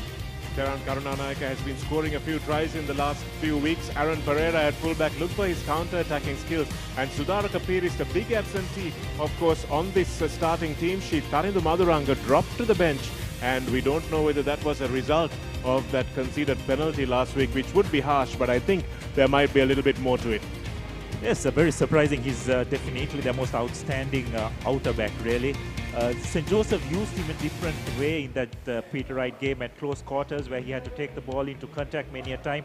I don't think that quite worked out, but it'll be interesting to see what kind of impact he will he'll have coming off the bench today. Substitutes for both teams: Indru Ilukpitia, Dilshan Jayavihan, Mantila, Nanyakara, George, Vikum, Shanuka, Mihisanka, Rahman and Gunawardena for Royal, and we have Pereira, Dilshan, Vijayasekara, Sadun, Abesekara, Senaratna, Tarindu Maduranga on the bench, Mohammad Rifan, Anjana and Pereira as well on the bench for St. Joseph's. So two big lineups, a big name on the bench for St. Joseph's. Will he come off the bench and make a difference in this game, or will his demotion, as it were, prove to be what St. Joseph's needed in the first place? So lots going on in the Josephian team lineup as well, and I'm sure that's a surprise for a lot of you watching to see Tarindu Maduranga starting on the bench. The crowd is waiting eagerly in anticipation, as are we here in the commentary box, and all of you watching at home. The Singer Schools League 2019 to be decided today. Royal College aching and champing at the bit to be a three-peat champion. We haven't seen that for a long time, Abdullah. The last I can remember is the Thomian team of 89, 90 and 91. I don't know whether there was anyone after that. So nothing else comes to mind. I remember there was during the early 2000s a very dominant period by Kingswood as well, when Fazil Marja was at the thick of everything. But it's been a long time. But Royal, it's not going to be an easy task.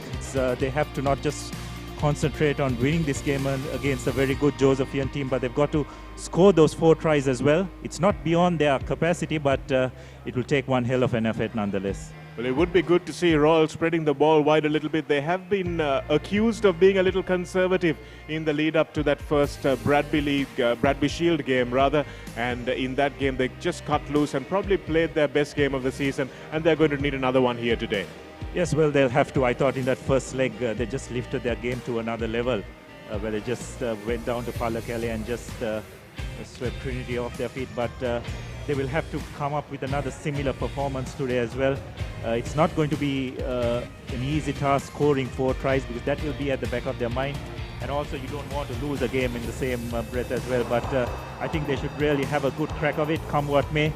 And I'm sure that that's what they will be wanting to do.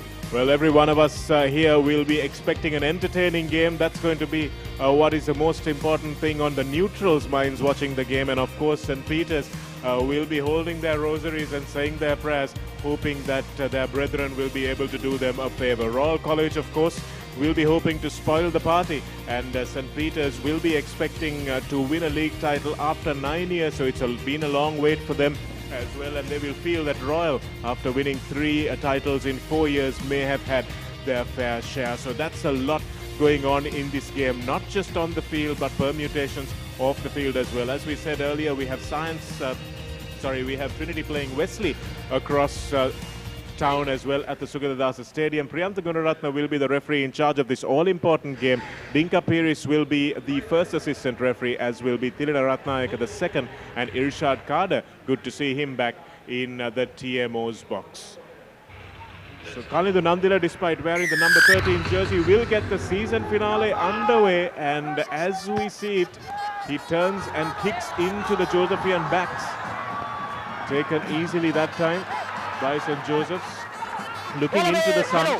So they will be facing the sun, St. Joseph's, in this first half, and that might prove to be the undoing with some long kicks as Santosh Algama smacks this one into touch. A good exit and good calm response from Joes early on.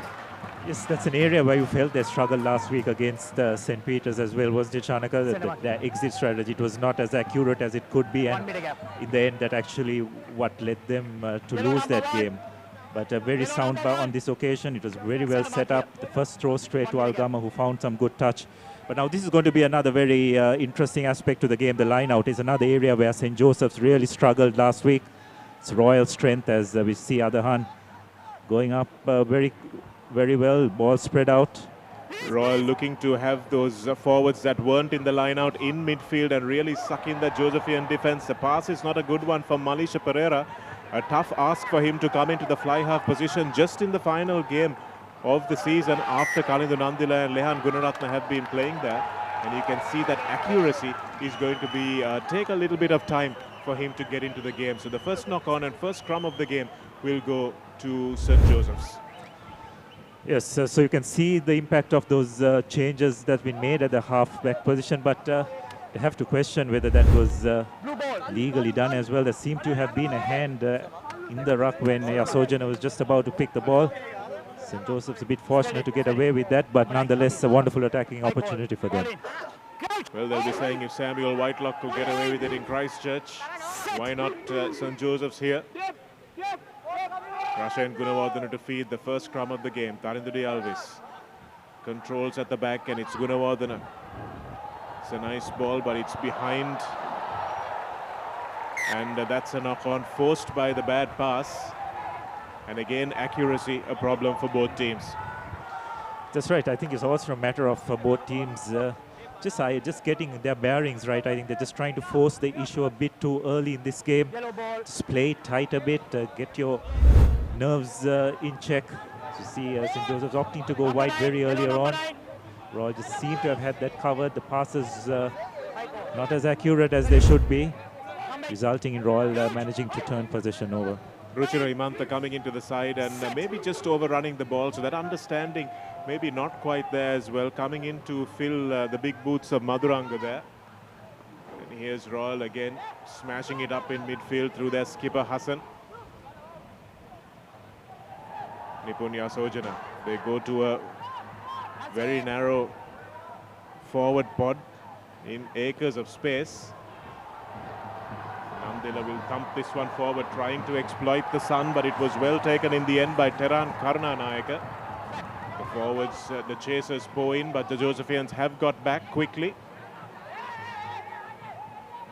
Vihanga Pereira leading that charge. That time it was Thangaya. So rather Tiraka Santosh who managed to juggle and hold on to that ball. And Russia and Gunawardena now with the box kick. Malisha Pereira gratefully accepts it and thumps it right back down into the 22. As we said, this ground is hard and the ball will bounce a long way. Russia and Gunawardena. In fact, it's Aaron Pereira that time who dummies the first chaser and kicks to touch. So calm play again. Yes, a good composure shown by Aaron Pereira. It could have been a very dicey situation from St. Joseph's point of view, but showed good composure to evade the chaser first and then get the ball into touch.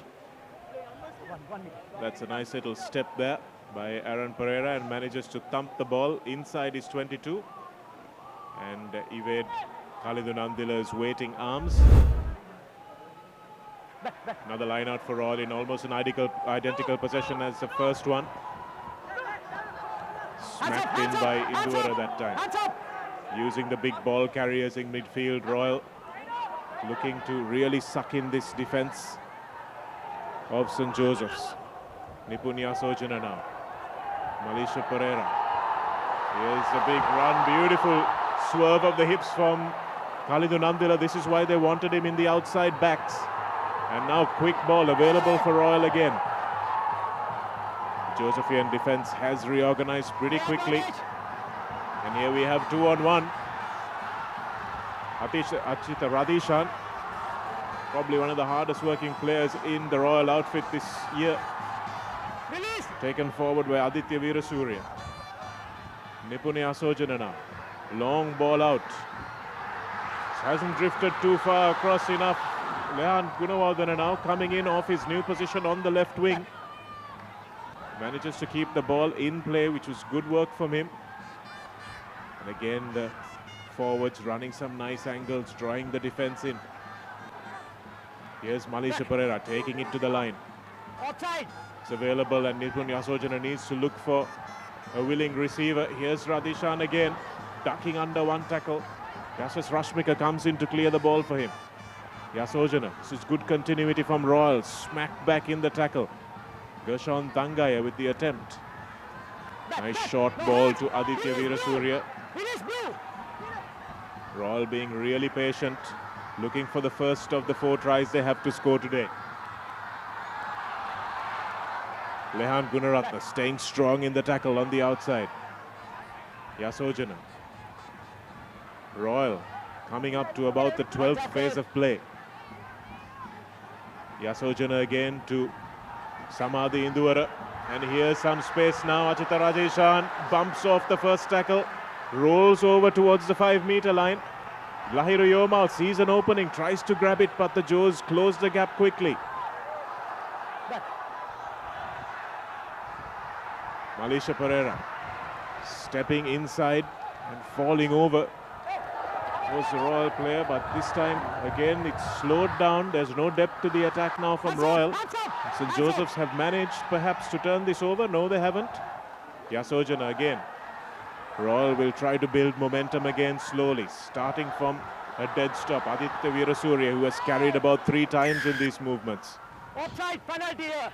They'll come back for the penalty. 2 penalties here. One here, one there. Here. Red. Number 12 offside. Number 12. Offside is the call, so I thought St. Joseph's had done well not to infringe, but they had. Yes, but that was a wonderful passage of play by Royal. Good control. They never just tried to force the issue. Just went through the phases. As you very correctly said, I thought St. Joseph's to a certain extent did manage to control their defensive line. But again, Shanaka, when you just continuously apply that kind of pressure, it's very hard to maintain your discipline over and over again, isn't it? They really are a juggernaut, this Royal team, when they're on form. And the crowd is anticipating a 3rd successive league win. Unprecedented in the 21st century. Other hand as well not to transfer that. Joes hold off, but it's a dangerous tactic because if the attacking team get it right, they can gain a few yards. Looks like they have rolled it over and the referee will wait. And yes, he gets a call and it's a try. So the first of the 4 tries that Royal need has been scored in the 9th minute. And if they carry on at this pace, they'll get 4 and more. And St. Joseph's really need to have an answer defensively to what Royal have to throw at them. Here's where they strayed away. And the second man going in, Abdullah, to make that tackle really has to make it count. I don't think St. Joseph's have got this defensive tactic right down perfectly. And you definitely don't do it in your own 22 as well, Shanak. It's just far too much of a risk. What they should have done is, if the referee was not blowing, maybe one of the Josephian players should have gone round and just tried to disrupt them all. But it was neither here nor there. They did it in their own 22, and the Royal road driving maul is just far too savvy to be caught up against those tactics. Yes, it really is clinical, isn't it? Rajinder Jayasuriya was the man who scored the try. He's been like a Brumbies player, scoring tries at the back of the maul throughout this season. 2 of them came in the second leg of the Bradby when Royal desperately needed it, and now another one's come as a first try when Royal need it once again. Dulan Gunawardena will move over to the right flank to try and make the 2 points count, and it's a good kick from Gunawardena as well. And it's 7 points to 0. You can see how much that means to him. He's been on up and down kicking form throughout the course of the last few weeks in the second round. And that means a lot to him, and you can see that Royal may just have got their tails up and their confidence up. Okay. Yes, again, not sure that was the best tactic, especially when defending in the 122. You've got to trust your defensive maul in those situations, because once that Royal maul gets a bit of momentum, and they played the rule to the book as well, it was very hard to stop it.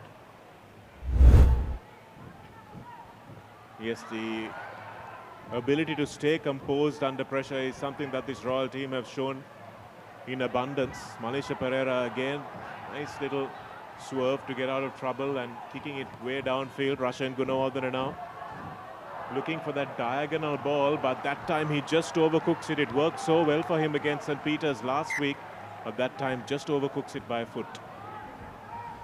Yes, a rare error by Rashan. He's been very solid for St. Joseph's this year. Probably one of the outstanding players of the entire season, you'd have to say, along with his partners, Maneka Rubero. But on that occasion, probably just overcooking it. And Royal, again, another good line-out ball. So Rajendra Jayasuriya, Royal have gone short in all the line-outs that they've had. So they're looking for that big midfield bust through the pod of forwards that's not in the line-out. So you've got just the 4 men in the line-out with your scrum half as well. Right. And they're using the other 4 men that would be in the line-out, or the 3 men that would be in the line-out in midfield, just to run off Malaysia Pereira. There they are now. Achita Rajishan, plenty of carrying he's done. Real hard-working flank forward. Here's a bit of a hip swerve from Khalid Nandila and the dummy. Nandila in space. Nandila, can he go all the way? Steps inside and just dragged down by Ruchira Ekanayaka in the end. But what a lovely run that was by Khalid Nandila. Beautiful running. All it was a few hip swerves and a bit of acceleration as Royal pound the line again in quick succession. But it looks like there might have been a knock-on in that lead-up. But what a run, Abdullah. Really outstanding. Yeah, that's right. He managed to identify the mismatch. I think it was St. Joseph's hooker, George Tangaya, whom he found in that one-on-one situation. So he knew that he had probably had the legs on him. Yes, just identifying that mismatch. Tangaya, no match for Nandila's wonderful footwork. Just managing to evade. Probably would have done well to look for the support inside, but deciding to go. Royal just creating that extra phase, but unfortunately just losing the ball in the process. That's part of the reason, isn't it? And I think there's a blood bin. I think it's Lahiruyoma, Achit Rajisan, who's almost refusing to go off to get his blood attended to. But the referee has no option but to send them off. That's very clear in the rule books. If there's blood on any player, you've got to send them off to get attended to. And in comes Janendra Nanayakkara into the second row, and Samadhi Indura will go to the back to deputize while Radhishan gets, or Lahiru Yomal rather, gets his head seen to.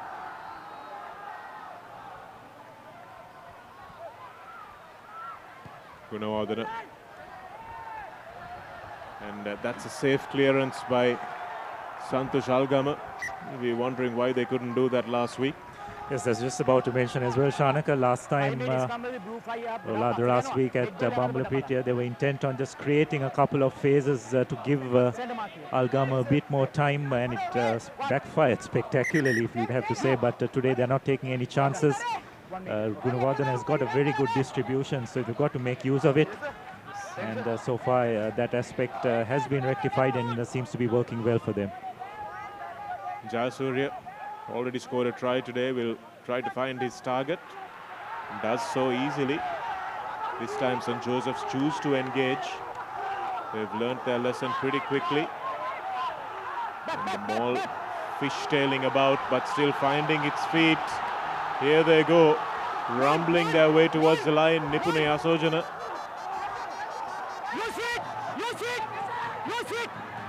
Herding his men towards the line, but the referee has blown it up.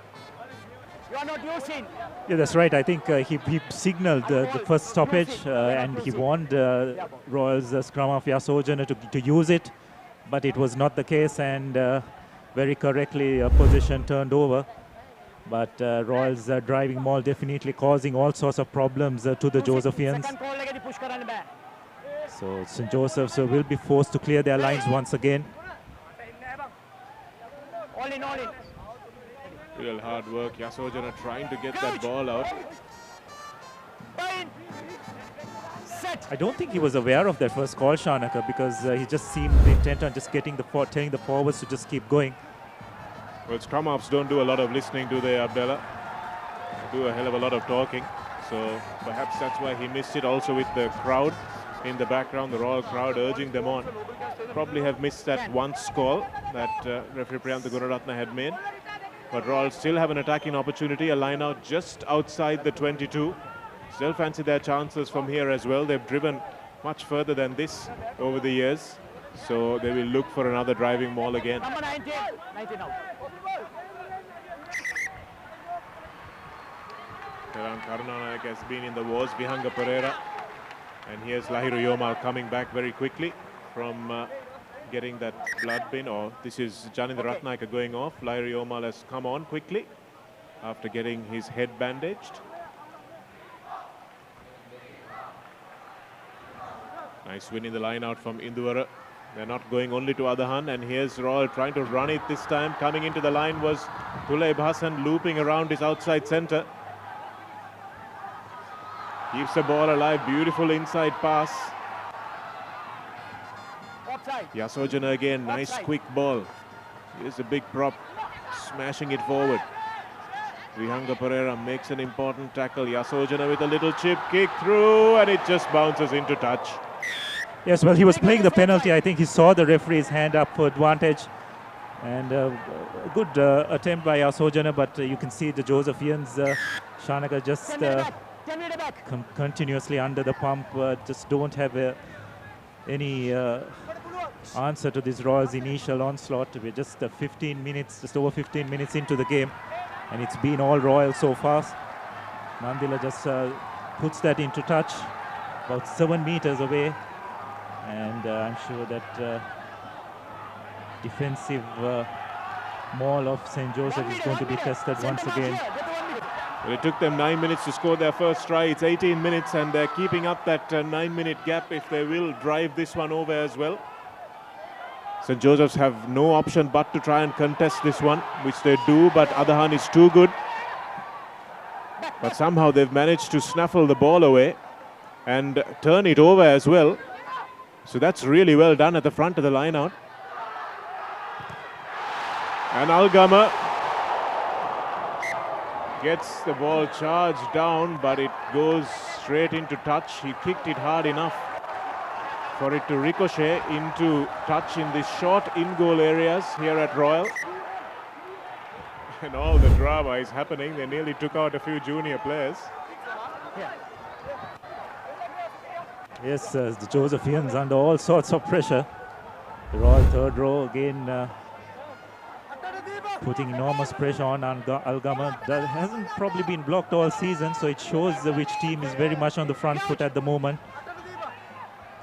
Well, it was something that Wesley did really well also, Abdullah, against Algama. They put him under pressure at every clearance. And that was perhaps one of the reasons why that they may have lost that game, because he was under a lot of pressure.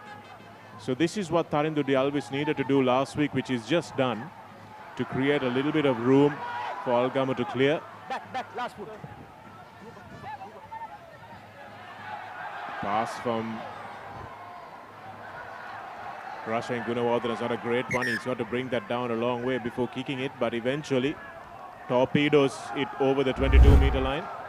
Yes, but on that occasion, I think Algama did very well under a huge amount of pressure, managing to get it onto the 25. But another great attacking opportunity for Royal. I'm sure they would have targeted at least 2 tries in this first half. And came very close on that occasion, Adishan, to making that happen. Yes, he put his head in his hands immediately when he knew the ball was going to beat him to the touch in goal line. But Royal again have this maul just under the pavilion.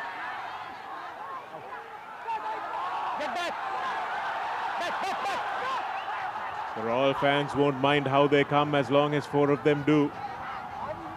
Here's Yasojana coming off the back to Tuleb Hassan.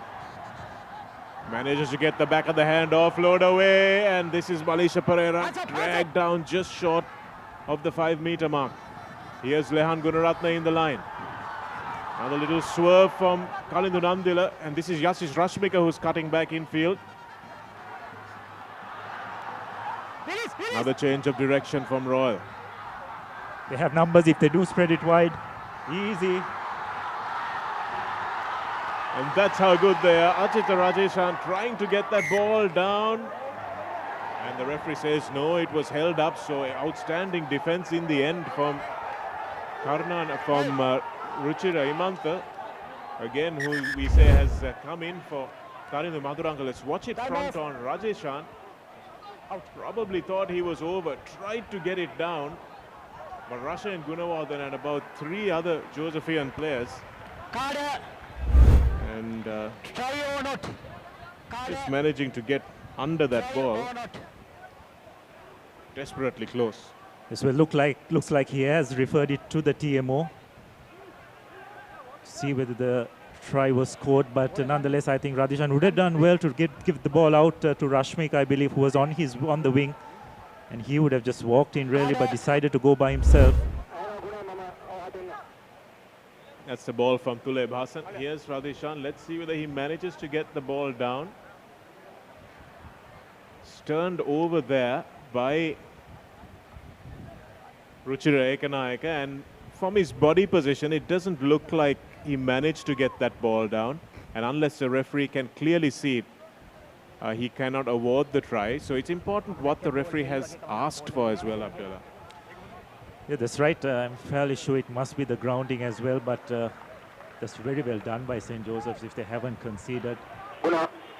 Just getting underneath the Royal player. And, from the looks of it, it doesn't seem to have been grounded. And you could see his reaction as well when he came up, didn't he? He pounded the ground. That's a telltale sign that he wasn't able to get the ball down. So he says it's held up. And it will be the hydration break. And what a 21 minutes it's been. It's pretty much been all Royal. I don't think St. Joseph's have managed to even get into the Royal half, except for that kick that Rashain Gunawardene overcooked. But we're keeping on going. So it'll be a 5-meter scrum for Royal here, and you've got to bet your money on Nipuna Yasojana managing to find a willing runner here. Nice hands, and now they've got some space on the outside. Yasas Rashmika will eventually touch down. Just very, very simple stuff. ThePapare is right on the spot as well to signal the try, and this is how easy a game rugby is, isn't it, Abdullah? Just through the hands, draw and pass. and you're always going to score. That's right, and I think Rashmika, or rather it was Dulan Gunawardena coming from the blind wing just to make that overlap. So you have a look at that once again. That just created that extra man in a bit of uncertainty in the Josephian defense. And Rashmika made no mistake to just plant that ball. So Royal just getting their second try. And you'd have to say target met so far in this first half. 2 tries in the first half would have been the bare minimum that Royal would have wanted to achieve. And with probably about 12 or 13 minutes to go, I think if they can get one more try here, Shanaka, before that break, they'll be sitting very pretty going into half-time. Absolutely, Abdullah, but the way they are playing, you've got to wonder whether they're going to stop at 4, because St. Joseph's really have not turned up today. Royal have been too good in their execution, very clinical. And Gunawardena, who provided the extra body in midfield there to make sure that Rashmika had an overlap, will now look to land his second kick from a little bit more of a difficult angle. But on his home ground, he will, with the crowd behind him, bisect the post. An outstanding kick from Gunawardena. So looking like moving to the wing has given him a new lease of life in terms of even his kicking boots, Abdullah. Seems a different player today. That's right, he struck it wonderfully well. Again, having a look at this try. Just running and passing, drawing the man. And I don't think Josephians quite managed to identify that extra man that was created as a result of Gunawardena coming in from that blind wing. And again, Gunawardena just put the finishing touches to that overall sequence of play with a wonderfully executed conversion. Rashain Gunawardena slipping as he kicks this one into the 22s, and Joseph's desperate to stay in this Royal College half, pick up some kind of a score before they go into the half-time break in about 11 minutes time, and they have their first opportunity through a penalty.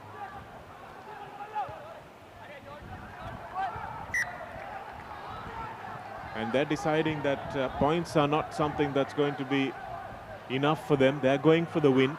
They want to finish second, and they want to get this win over the stubborn Royal College team. So holding on call there.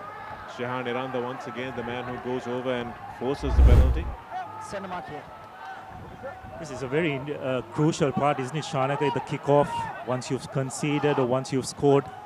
I've seen many teams are struggling in that area. St. Joseph's faking at the front, faking the jump, and then eventually finding the number 2 jumper, and they're creating a maul of their own. Royal have bodies on the floor. Referee says no problem there. Santosh Algama throws the dummy. Nobody falls for it here though. Now pick up and go through Vihanga Pereira with Tiraka Santosh on his back.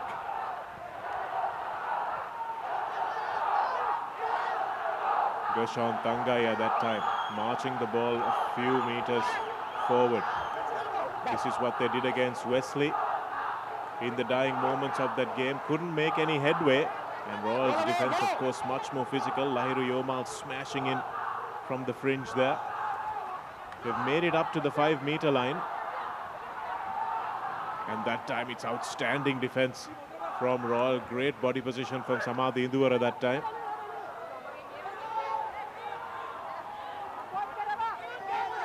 On their own, Gershon Tangaya smashes it forward.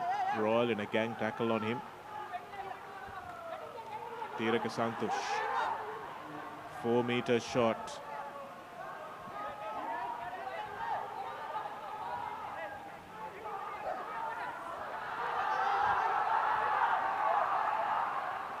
It's not pretty, but it's effective.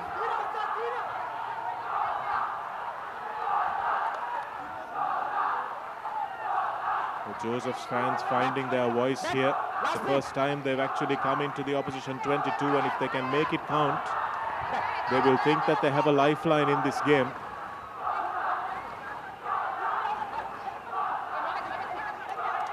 Royal still under pressure, have managed not to infringe. Into the base of the post they go, and Royal have turned it over through Adishan, but perhaps illegally. Let's see what the referee has to say here.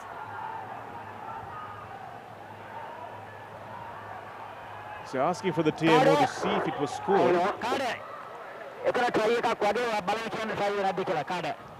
or not?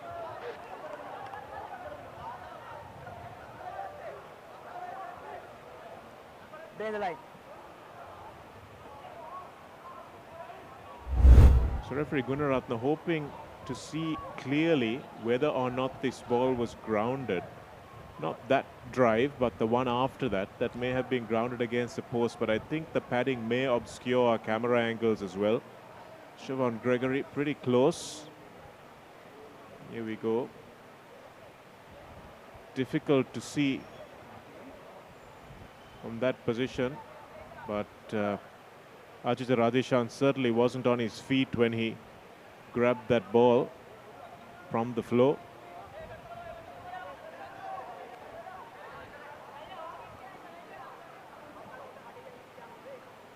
Well, there doesn't seem to be anything conclusive to show that the ball was grounded against the protection pad of the goalpost.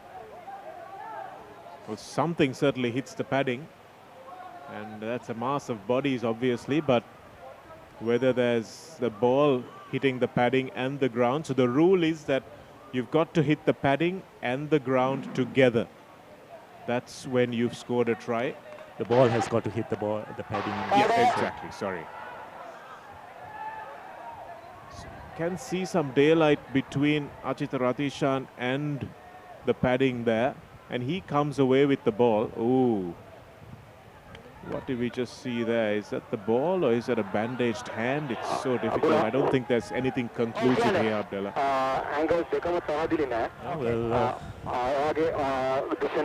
Do sympathize with Irshad Kader. Wouldn't want to be in that situation. You can't really tell what the ball is, but yes, he's noticed that there was a try, and I think if we go back and look at that one more time, Abdullah, I think that final angle did show the ball. So you can see the point of the ball, you can see that red colouring on the ball, just maybe hitting the pads. So the first points of the game for St. Joseph's, Sanindu Dialvis looks like he might be the man who scored. Hasitha Wijayasekara, in fact, that's not Hasitha Wijayasekara, but he may have been the one who scored it. And it's 7 points to St. Joseph's, absolutely out of nowhere. Yeah, that's right. Again, it just all started from Royal not securing possession from that kickoff, conceding that penalty, and St. Joseph's pouncing immediately. So with just about 10 minutes to go, just under 10 minutes to go to half-time, and Joseph's are striking back immediately. So Royal fans must remember, it doesn't matter if St. Joseph's score 4 tries as well. Royal have to score 4 tries and win the game. So you can score 6 tries and St. Joseph's can score 4. It doesn't matter at all. They just have to win and score 4 tries to do so. Shehan Iranda with an uncharacteristic mistake. Usually such a safe player. Yes, well, now that's the second consecutive error we've seen by both teams after scoring. So it's just a little bit of lack of concentration. Probably the euphoria of having scored just lets your levels of concentration drop, and now it's a great opportunity for Royal to just try and get one more score. St. Joseph's have got their key three-quarter back in the field. Chaturanga has made his way back onto the field. Tarinu Maduranga rather. So probably felt his absence on that defensive 13 position during that last try that Royal scored. Malisha Pereira handing off to Lehan Gunaratna, who's in at second receiver. Royal passing at depth. Gilan Gunawardena tries to flick it back to the incoming Yasas Rashmika, but that doesn't quite work. So they tried the same move they did when they scored the try, but just not enough attacking the line there. Yeah, that's right. They're just drifting across, no one actually trying to draw the man, and by the time they tried to do it, the Josephian defense was on them. Again, all three colleges have got to start running a bit straighter as well and just trying to fix the Josephian defense before they make the pass. No one was willing to do that. And the Josephian defense on that occasion just drifted very well, did not commit themselves, and managed to enforce that error by Royal. Gershon Thangaya exchanging pleasantries with Kevin Samarasekara. Paridudi Alvis off the back. Rasha and Gunawardena kicks from the scrum half position, but straight down the throat of Malisha Pereira, who's dropped back to receive the kick. Yasojana. The forward pod in midfield as usual for Royal. Managed to gain ground in the end. It's slow ball though. And here's some isolation by Royal, but the forwards get to him pretty quickly. And that time it's Kalingu Nandila dropping back into the fly half berth and spots the space and manages to bounce the ball into touch. That's right, playing the territorial game makes sense to just try and play the game in Josephian's half, try and apply that pressure and force some form of error by the Josephians. It's a good tactical play by Nandil on that occasion because there was nothing there. Royal was just creating a couple of phases. The Josephian line was well up.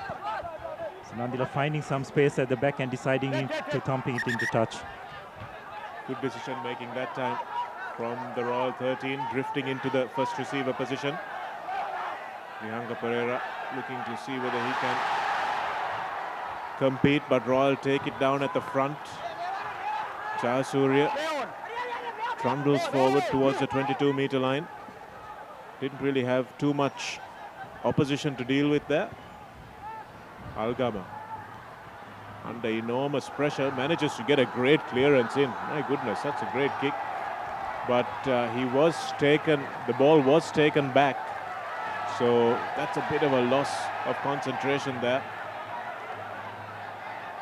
It was a real pity because I thought that the Josephians did brilliantly on that occasion to turn the ball over, but Algama probably did not expect it to go directly into touch, probably was trying to identify the space at the back of the Royals' first line of defense, but fortunately from his point of view, the ball just going on the full into touch. So great attacking opportunity for Royal once again. It's a game of inches, isn't it? Don't forget to subscribe to our YouTube channel, The Papare Official, for your highlights, replays and much more.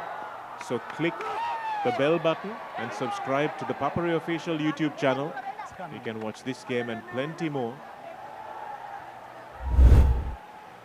So a rare error by Royal at line out time, just unable to get that throw in straight. Samadhi Induvara that was, who caught it on his outside shoulder. So just a slight reprieve for St. Joseph's, who have been completely under the pump for the last half an hour or so, except for that small foray into Royals 22. Set.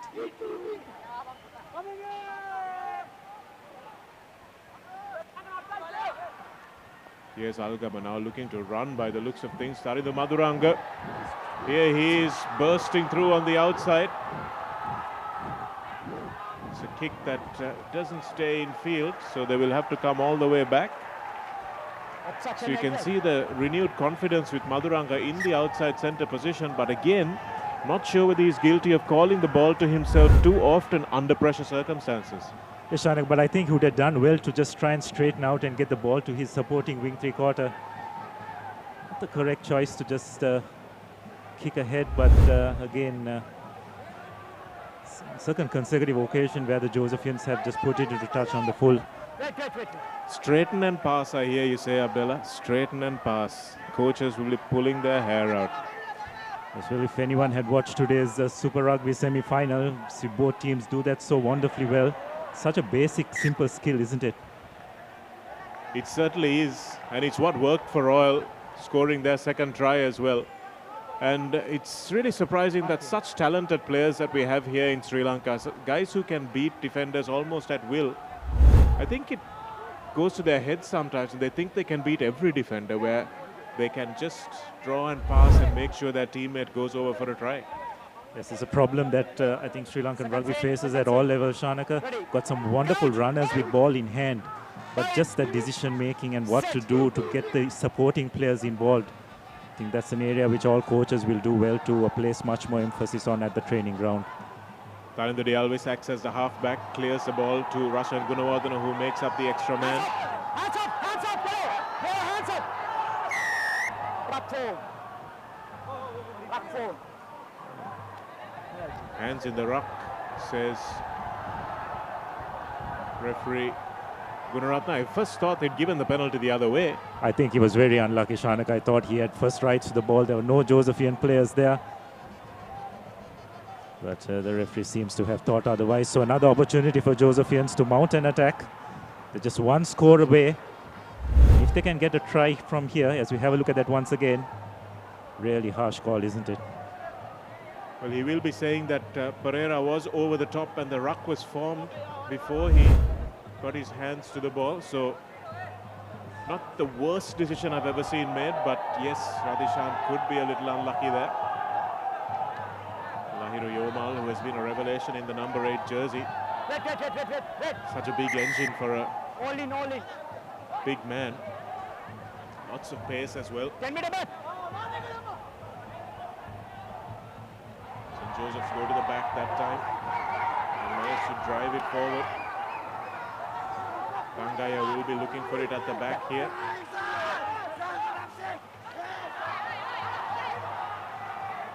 And this is a good drive from St. Joseph's, almost getting all the way up to the 22.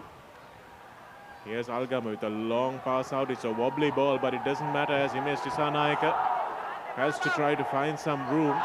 Rolls away, and the referee will say that the tackler didn't release. Yes, he does. So that's 2 penalties that St. Joseph's have been a bit fortunate to receive. It's another interesting call. I think the Josephians will do well to go to the post, which they do. They'll probably be the breather as well. So given Royals' dominance in this half, Shanak, I think the Josephians will be pretty happy with the scoreline reading 14-10. So we have a look at that once again. So is Tuleb Hassan the tackler or is he the incoming player? That's the question that the referee had to answer.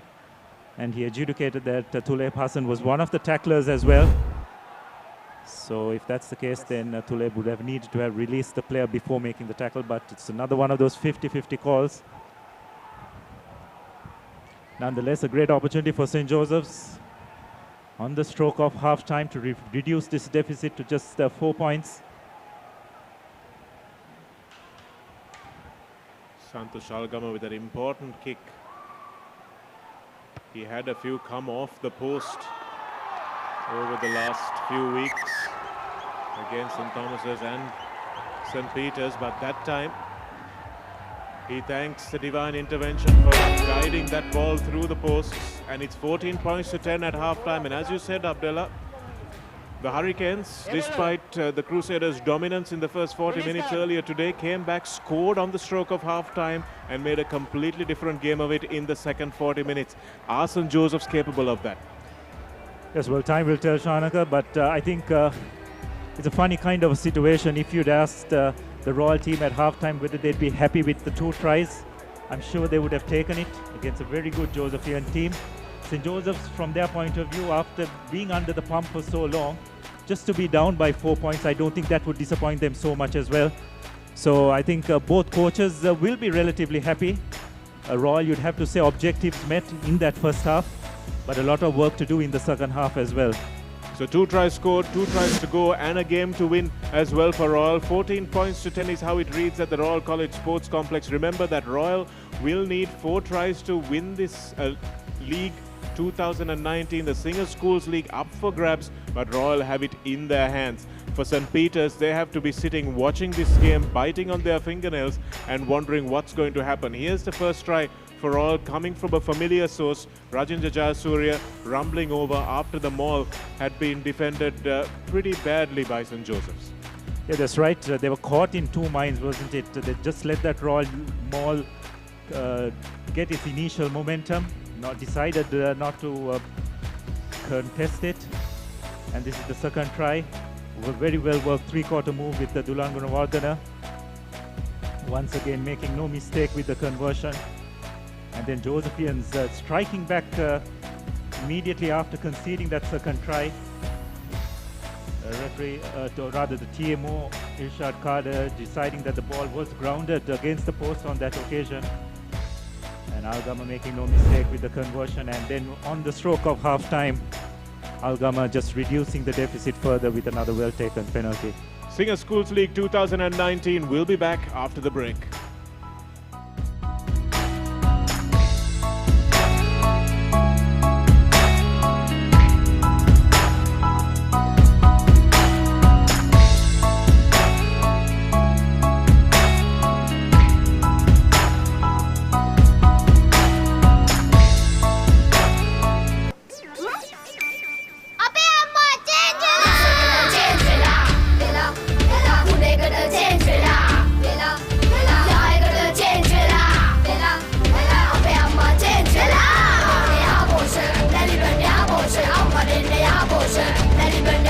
දැන් යහ පෝෂා දන්නේ ඉරිඟු සහල් මුං soya විතරක් නෙවෙයි කිරිත් එකතු කරලා. ඒ නිසා මා change වුණා. ලංකාවේ ළමයින්ගේ අලුත්ම සොයා ගැනීම. මේක රස එක. මැලිබන් යහපෝෂ රසයකට චේන්ජ් වෙන්න. කිසි ගැම්මක් නෑ. පදම පරක්කු ඇයි? සුමීරි පානේ පදමට ගහලා දවස පුරා ගතට දැනෙන මිහිරක් බුබුදා. හොඳම මැලිබන්තේ. කහට පදම නියමෙට රස සමග මුසුණා. මැලිබන්තේ එක්ක අපේ දවස රස වුණා. පදම වරුනේ. කහට පදම නියමෙට රස සමග මුසුණා. මැලිබන්තේ පදමට කහට.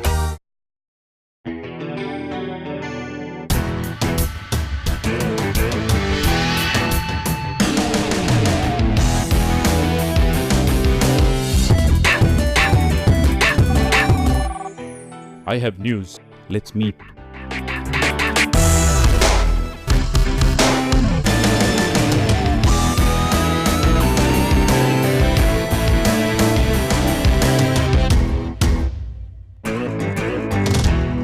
To be a man is to sweat for every last inch of it. The harder you push yourself, the louder your body will protest. From sweat to grease, grease to dandruff. Fight back with Clear Men, 2 times the fighting power of ordinary shampoos. Beat grease, beat dandruff. Unbeatable performance for the unbeatable man. Power through the odds. Clear, zero dandruff, nothing to hide.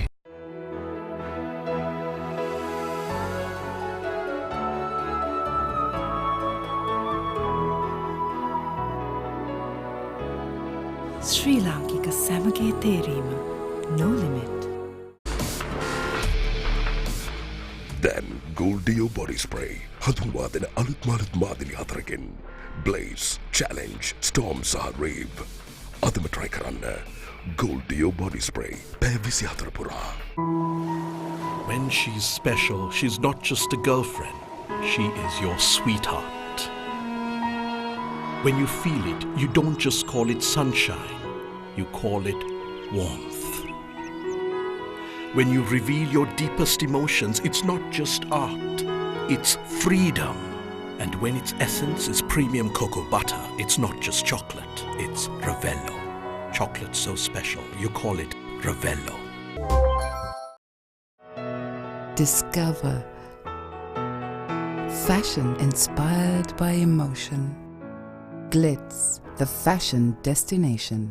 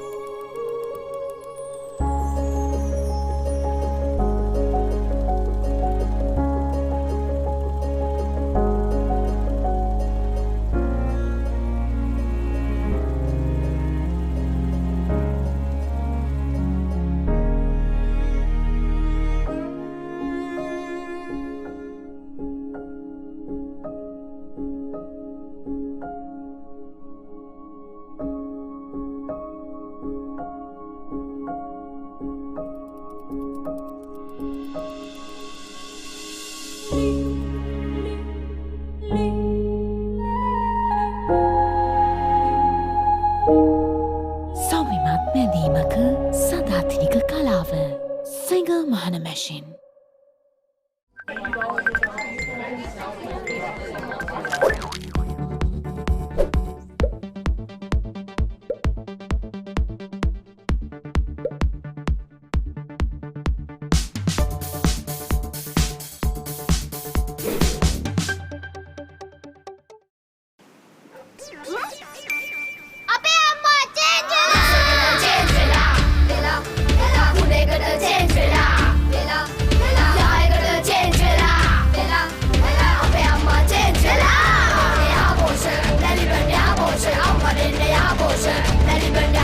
දැන් යහ පෝෂා දන්නේ ඉරිඟු සහල් මුං soya විතරක් නෙවෙයි කිරිත් එකතු කරලා. ඒ නිසා මා change වුණා. ලංකාවේ ළමයින්ගේ අලුත්ම සොයා ගැනීම. මේක රස එක. මැලිබන් යහපෝෂ රසයකට චේන්ජ් වෙන්න. කිසි ගැම්මක් නෑ. පදම පරක්කු ඇයි? සුමීරි පානේ පදමට ගහලා දවස පුරා ගතට දැනෙන මිහිරක් බුබුදා. හොඳම මැලිබන්තේ. කහට පදම නියමෙට රස සමග මුසුනා. මැලිබන්තේ එක්ක අපේ දවස රස වුණා. පදම වරුනේ. කහට පදම නියමෙට රස සමග මුසුනා. මැලිබන්තේ පදමට කහට.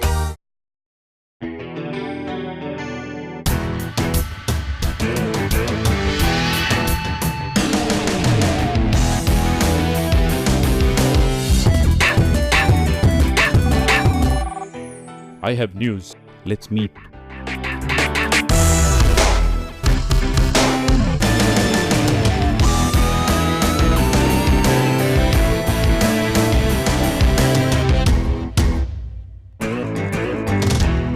සුවිසලි ලක්ක වෙනුවෙන් සෑමංගලක් දක්වාම දහඩිය හෙලීම සැබෑ පිරිමියෙකුගේ ගතියක්. ඔබේ උත්සාහය තියුණු වෙන තරමට ඔබේ ශරීරයේ උත්සාහයට අභියෝග කරයි. මුලින් දහඩිය, ඉන්පසු ග්‍රීස්, අන්තිමට ඉස්හොරි. ක්ලියර්මෙන් සමගින් නැගිටින්න කාලයයි මේ. සාමාන්‍ය ෂැම්පූ වලට වඩා දෙගුණයක් ක්‍රියාකාරී ක්ලියර්මෙන් ඔබත් සමග ඉස්හොරි වලට එරෙහිව සටන් වදී. ඔබේ ජයග්‍රහණයට පෙරමං සදන අසමසම ඉලක්ක වෙත යන සැබෑ පිරිමින් වෙනුවෙන්ම සුවිශේෂී ක්ලියර්මෙන් ලොබාංගේගේ මෙන්ස් ෂැම්පූ. දැන් ගෝල්ඩියෝ බොඩි ස්ප්‍රේ හඳුන්වා දෙන අලුත් මාදිලි හතරකින් බ්ලේස්, චැලෙන්ජ්, ස්ටෝම් සහ රේව්. අදම ට්‍රයි කරන්න ගෝල්ඩියෝ බොඩි ස්ප්‍රේ පැය 24.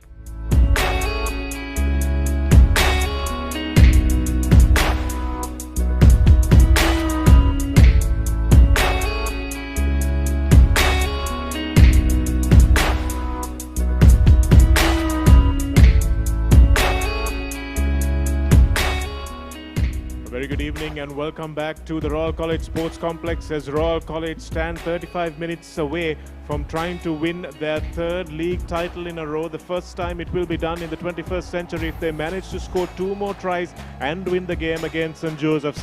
Suddenly St. Joseph's emerging from their first half slumber and scoring a try and a penalty just before half time to take the score up to 14 points to 10 after they had been dominated for the first 25 or 30 minutes of that first half.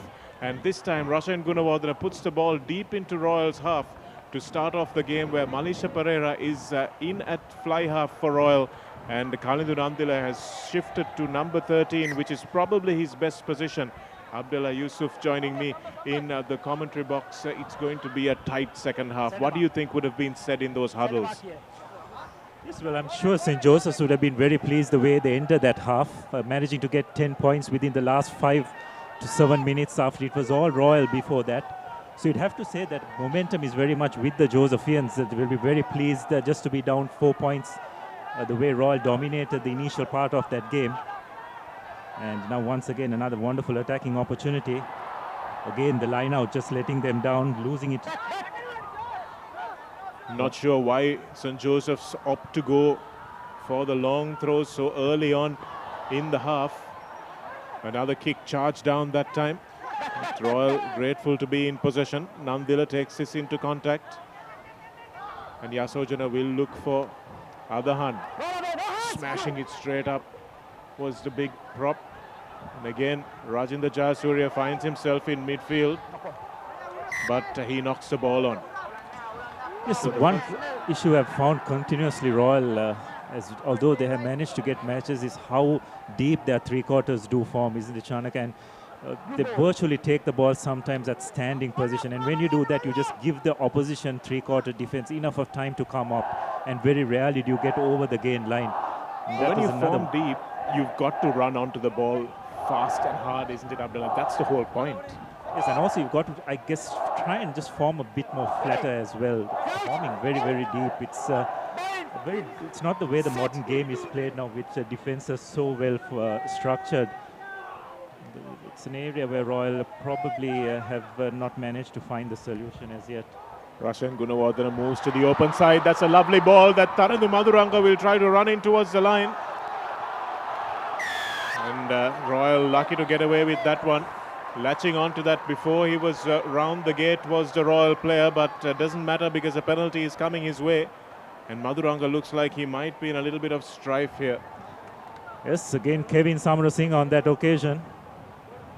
Just snooping on that ball soon as Maduranga got isolated, and another lucky reprieve for Royal because again just trying to overshoot, not holding their defensive line, enabling Maduranga to just get over that first line of defense. I'm sorry, Abdullah, I think I've misled you and everyone else. That's Ruchira Ekanayaka, in fact. So watch Samarasekara coming round here. Latches on and then swings his hips round in proper Richie McCaw fashion, conning the referee into thinking he's gone around. And you watch it from this angle. There you go. Comes in from the side and then swings his hips round. Really smart work there from the number 7. Indura at the top. Indura rather at the top. Smashing in is Achita Radishan with Yomal. Here's Royal coming back into centre field with those big forwards, going really deep for Malisha Pereira to clear. So he can't kick it out in the full, but doesn't matter because Rashan Gunawardena puts it deep into the corner, and Nandila calls for the fair catch. Abdullah, I think I need to find a little bit of fault with you. Early on in the commentary, we said that St. Thomas's were the last team to do the three-peat in 89, 90 and 91, but I've just got a text message informing me that Isipatana might have done it in the time that you were playing for Royal, Abdullah, so you should remember that. Was it 95, 96, 97? Or did St. Peter's win in 1995? It could have been 96, 97. Royal won it in 98. So it. Yeah. So I think St. Peter's did win in 95, if I'm not mistaken. Yeah, that's right. So it'd be interesting to see, though, the records of streaks, how teams have dominated the league title. Really good work from Jayasuriya that time. Again, the Josephian line out, letting them down, not able to win the ball cleanly from that line out, and Jayasuriya just on it like a hyena. Nipuni Asojana takes it quickly. Not sure this is the right call from the little scrum half, but Tuleb Hassan obliges the playmaker by carrying it forward. And again, Lahiru Yomal is the man. Royal don't need to play too much rugby in their own half, especially if they're going to kick. This is Nandila once again. Rashan Gunawardena opting to run this time. Really good counter ruck from Royal that time. Ball is available though. Taken forward by Cheka Jayawardena. Rashan Gunawardena waits. And that's an obstruction, says the referee. And that's a terrible mix-up. Tiraka Santosh is the man who is pinged for it. And that's a massive let-off. Yes, once again, St. Joseph's line-out is really letting them down at crucial stages when they find themselves in good position on the field. And against the Royal line-out, that's very much their strength. If you're not on the top of your game when it comes to your line-out, they will really make you pay, and that's exactly what has happened. I think it was that first decoy runner that the referee deemed to have obstructed. So we're on the Royals 25. Great attacking opportunity. Interesting to see what kind of call they will take. Will they go for their driving maul? Will they go wide? Nice catch by Induvara once again. He's been the go-to man in the line-out. Adahan has been taking a bit of a back seat. Royal charging forward. You can see Yasojana like a monkey on a pack of buffaloes here, herd of buffaloes I should say, rolling them forward, and they're responding to him. Come inside, number 2. The referee has got his hand out as well, so it's an advantage that Royal have got an opportunity to play for. Tuleb Hassan taking the ball up, managing to get over the gain line. Here's Royal's third try. Is it coming this way? Lehan Gunaratna, Dulan Gunawardena palms the ball on, but manages to lose it forward. There's a supporting player, so Royal will come back for that penalty for number 2, Gashon Tangaya, entering at the side. So more of the same, Abdullah. The third try, if it comes early in this half, that will really soothe Royal's nerves a little.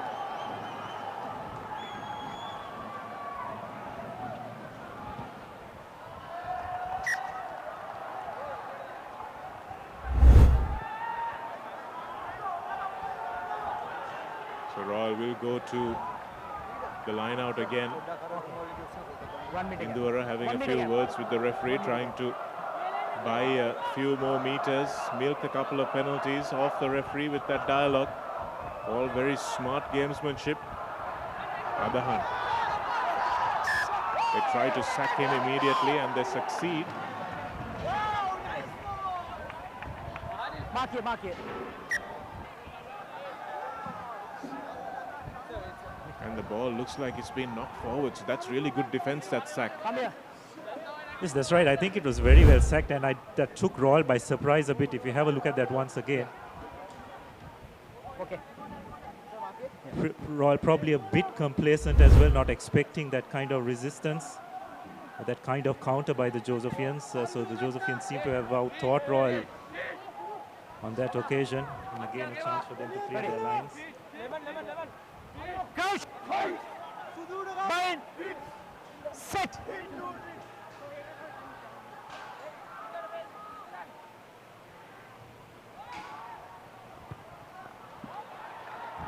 Santosh Algama thumps this into Royal's half, and we have the 2 danger men, Malisha Pereira and Kalindu Nandila back, but he opts to kick deep. And now a little bit of danger from Tarindu Maduranga, who kicks this ball into the hands of the oncoming Josephian player, the Royal player, and now it's anybody's race. Maduranga is going for it, and it's into the hands of Rashan Gunawardena, who will dive over for the try. Tuleb Hassan looks around trying to see if there was anything wrong with that build-up, but unfortunately for Royal, there isn't anything wrong with it. And Tarindu Maduranga has managed to manufacture something out of some good fortune. And Rashan Gunawardena has run 80 meters to score a try that maybe has given St. Joseph's the lead, but perhaps not broken the resolve of Royal. Yeah, that's right, but you have to give a lot of credit to St. Joseph's. The way they managed to just manufacture that. You'd have to have thought that initially it was a relatively aimless kick by Gunawardena, but he managed to find a bit of space and managed to just put enough pressure for Royal to retaliate with another pretty aimless kick. And St. Joseph's, from that point of view, managed to counter well. And Gunawardena, just his rugby IQ, is the Shanaka, just always being at the correct place at the correct time, going over for St. Joseph's try, which will now give them the lead. And this has been a real turnaround in this game so far, an opportunity for Algama to extend this lead further. Well, he scored some outstanding tries against St. Thomas's to give them the Lady Jayatilaka Shield, and continuing that poaching fashion. He's like one of those strikers that pops up in the penalty area and manages to find a way to the goal. That's how Rashan Gunawardena has been, as Santosh Algama gives him a 3-point lead. It's really lucky though, Abdullah, it's not something scripted. Maduranga's kick went into the Chargers' hands and then just bounced kindly into the hands of Sudaraka Devapriya, who put the kick in, and Gunawardena was following up. So we were wrong, Abdullah, to start that off. It was St. Thomas's in 1991 and 89, 90 and 91. And Isipatana did win in 1995 under Ali Wahid.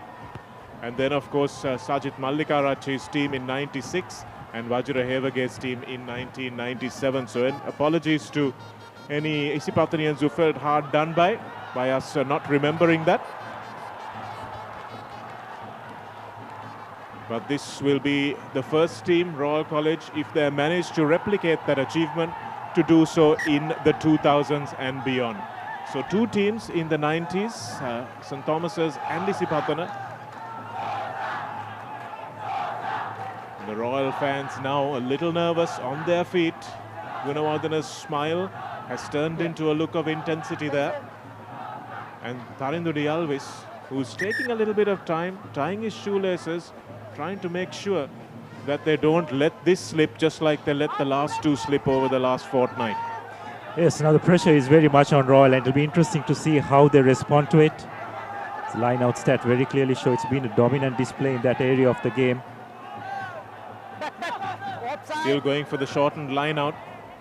And Nipune Yasojana trying to sneak around the blind side, but not sure why you want to do that, especially with the shortened line-out. So this is where decision-making under pressure, under fatigue, will come into play. Looks like Siobhan Gregory was way offside there. And Yasojana, knowing that he has the penalty coming, puts the kick deep.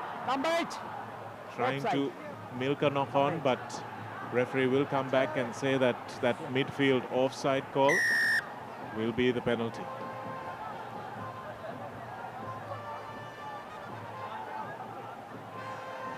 So all the Royals, the line-out has been dominant, Shanaka. There have been two particular occasions where the line-out has let them down at crucial moments.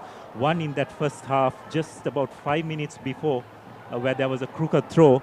And then a couple of minutes ago when Royal again had an opportunity to execute a driving maul, where there was a very good sack by the Josephians.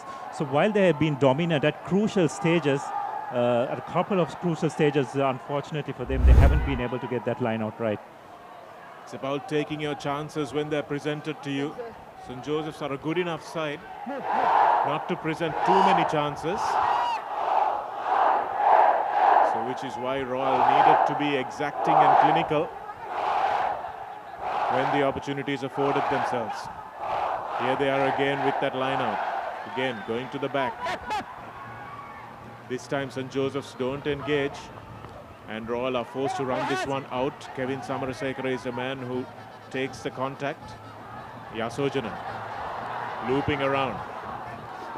Nice burst by Lehan Gunaratna onto the ball.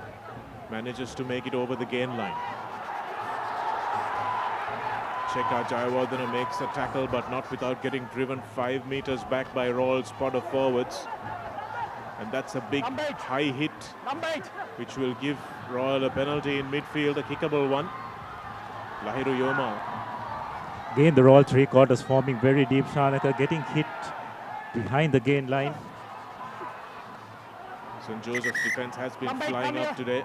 The referee deeming that there's nothing in that, and Karindu Alvis goes to the bin. It has been the Achilles heel of his game, Abdullah. He's gone to the bin a few times too often, and as a captain you can't expect that from him. And this may just be the period in which Royal returns to turn the screws on this game. It's really reckless by the skipper. Just when his team seemed to have got the foothold of the game, to concede a penalty at that stage is very poor. So Royal now another great opportunity to try and get that third try. So Joseph 14 players down. Arm did come up, but a little too late for referee Gunaratna's liking. So Karindu Alvis knew immediately that he was going to be in trouble for that. Can't lead with the shoulder anymore. You've got to wrap the arms. And the Josephian skipper will come back onto the field for the last 10 minutes of this game, but you never know what the score will be at that time.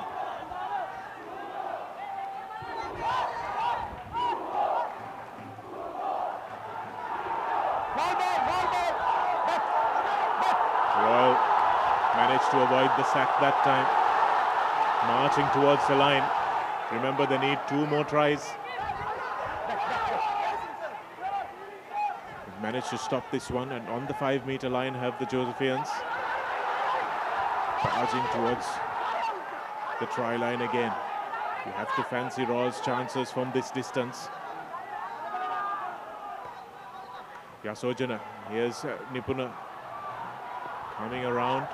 Hassan smashed in midfield. Tarindu Maduranga making 2 tackles in quick succession. But again, Royal really carrying strongly towards the line. They know that this is history in the making for them. This team want to be a part of that. Jayasuriya. Kevin Samarasekara keeps the ball alive. Yasojana there, space out on the outside, and Achita Rajishan scores the 3rd try for Royal College. They are 1 away from the bonus point. And Abdullah, the suspense builds. 18 minutes stand between Royal and a three-peat. It's just a crucial mistake by the skipper Chaturanga Alvis, you'd have to say, Shanaka. Just when the Josephians seem to have gained some ascendancy in this game, he goes and makes a reckless challenge, goes to the bin, and Royal capitalize on a 14-man Josephian defensive line. So Royal have just scored another try. Looks like we'll be going to the TMO if I'm not mistaken.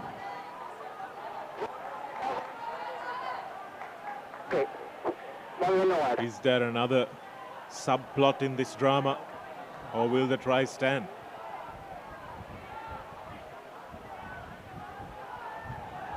Radishan looks like it's nothing more than just cramp. Gunawardena desperately anxious to get that conversion done and over with.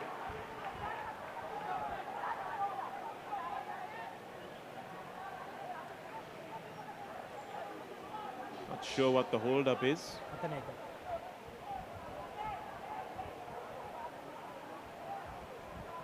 They're looking for a knock-on in the lead-up to the try, is what I'm told on my headset. Here we go.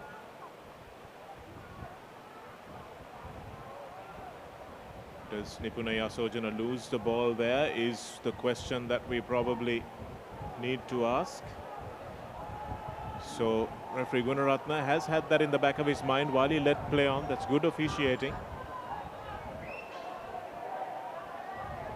Certainly no knock-on from this point onwards. I think we'll have to go back to Yasojana.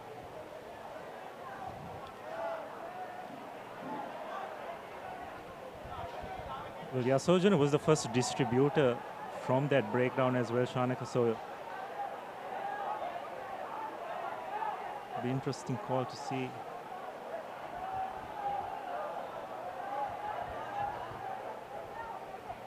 So it's the one he loops around.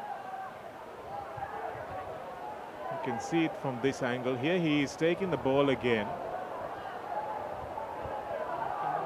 That's the hit. Then he comes in, picks that one up. That's hammered there. And does he lose the ball there is the question. Well, even if he does, Shanaka, I think we have to question the legality of Tarindu doing that, because you're not allowed to hold on to the distributor from a ruck situation. This is the one where he comes around to support Tuleb Hassan. Hassan places the ball here. That's Maduranga. He looks like he might be onside there. And the scrum half has lifted the ball, and he does seem to lose it, but it goes between the legs. So is that lost forward? Is the question.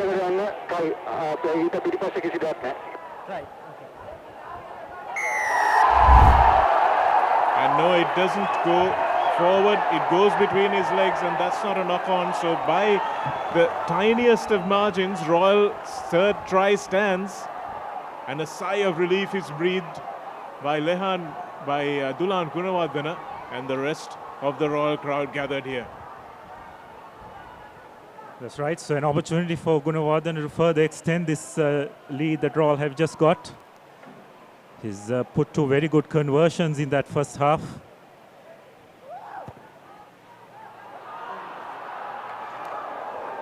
Oh, and that's a close one. How important is that going to be coming off the padding? It looked for all money like it was just going to crawl over the crossbar. Here's the try. Good hands. And Ajitha Rajasan needs no second invitation to go over the line. He really has been a live wire, popping up on the wings, making the turnovers, carrying the ball in midfield. Probably Royals player of the season, I would think. Yes, very close to that, along with his partner in crime, Kevin Samarasinghe. Both of them been very good for Royal this year. But still 15 minutes to go. And while Royal are looking at getting that all-important fourth try, Josephians are by no means out of it as well, Shanagar. Certainly not. It's just a two-point game. We're talking about the 4 tries, but we seem to be maybe losing a little bit of sight on the actual result of this game. As that ball wobbles into touch gratefully. The number 8, who might have been covering there, not present. Here's Samarasekara urging his players on, saying that they've got 15 minutes between themselves and history. Can this Josephian team provide the banana skin to slip up this title run?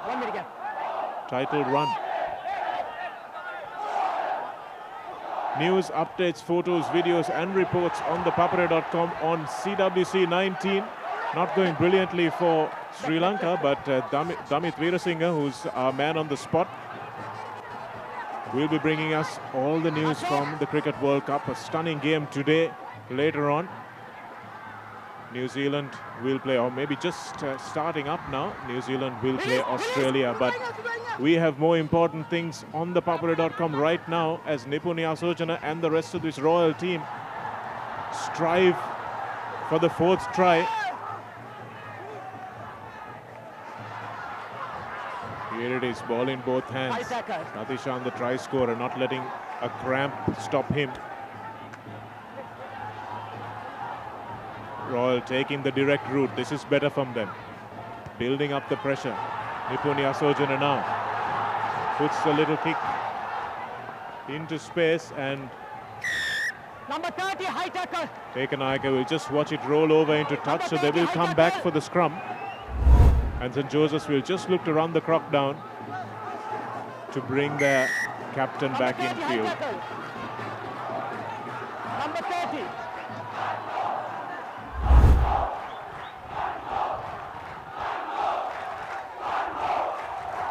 The referee has come back for a high hit there. You can go back and have a look at that on Radhishan. It was Vihanga Pereira who came in with the arm. Thought that might have been okay. Yes, the referees are very strict to clamp down on whatever they deem to be above the shoulder.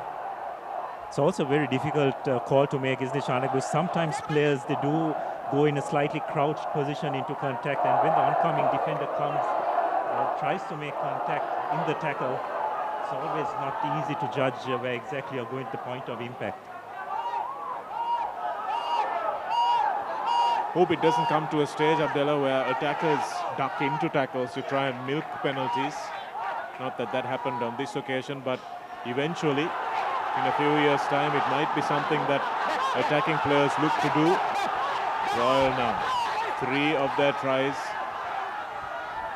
have started with them all. Have they managed to get it over? Still there and reaching out.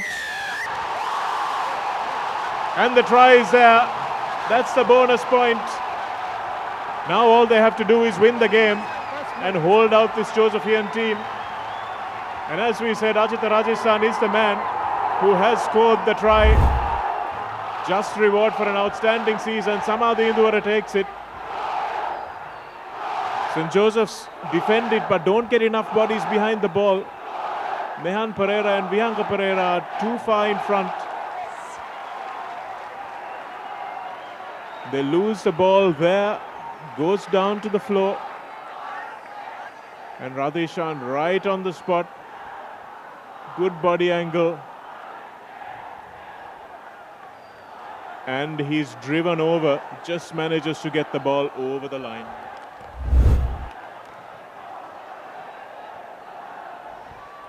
So Royal managing to get those 4 tries. So now they can just focus on trying to just win this game. Another conversion from a similar position.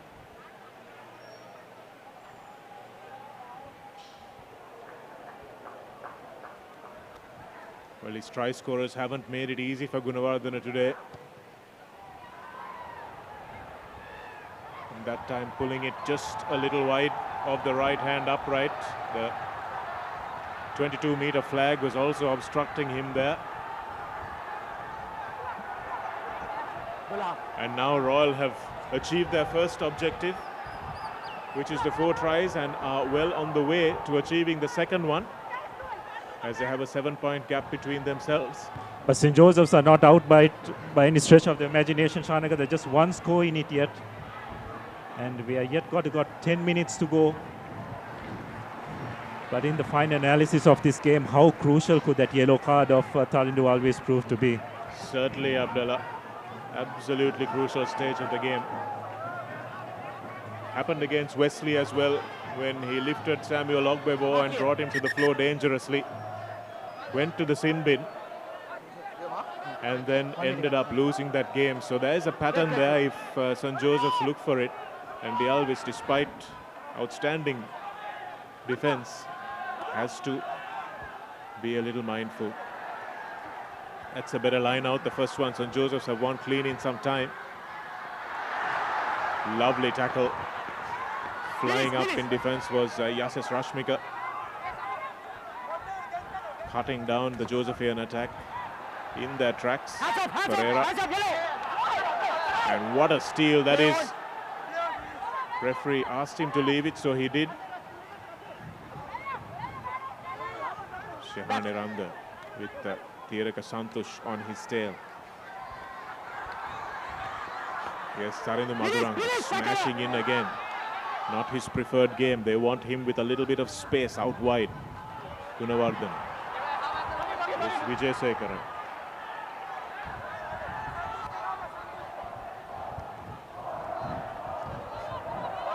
Sangaya. Royal again get their hands on the ball. Slow it down. Algama.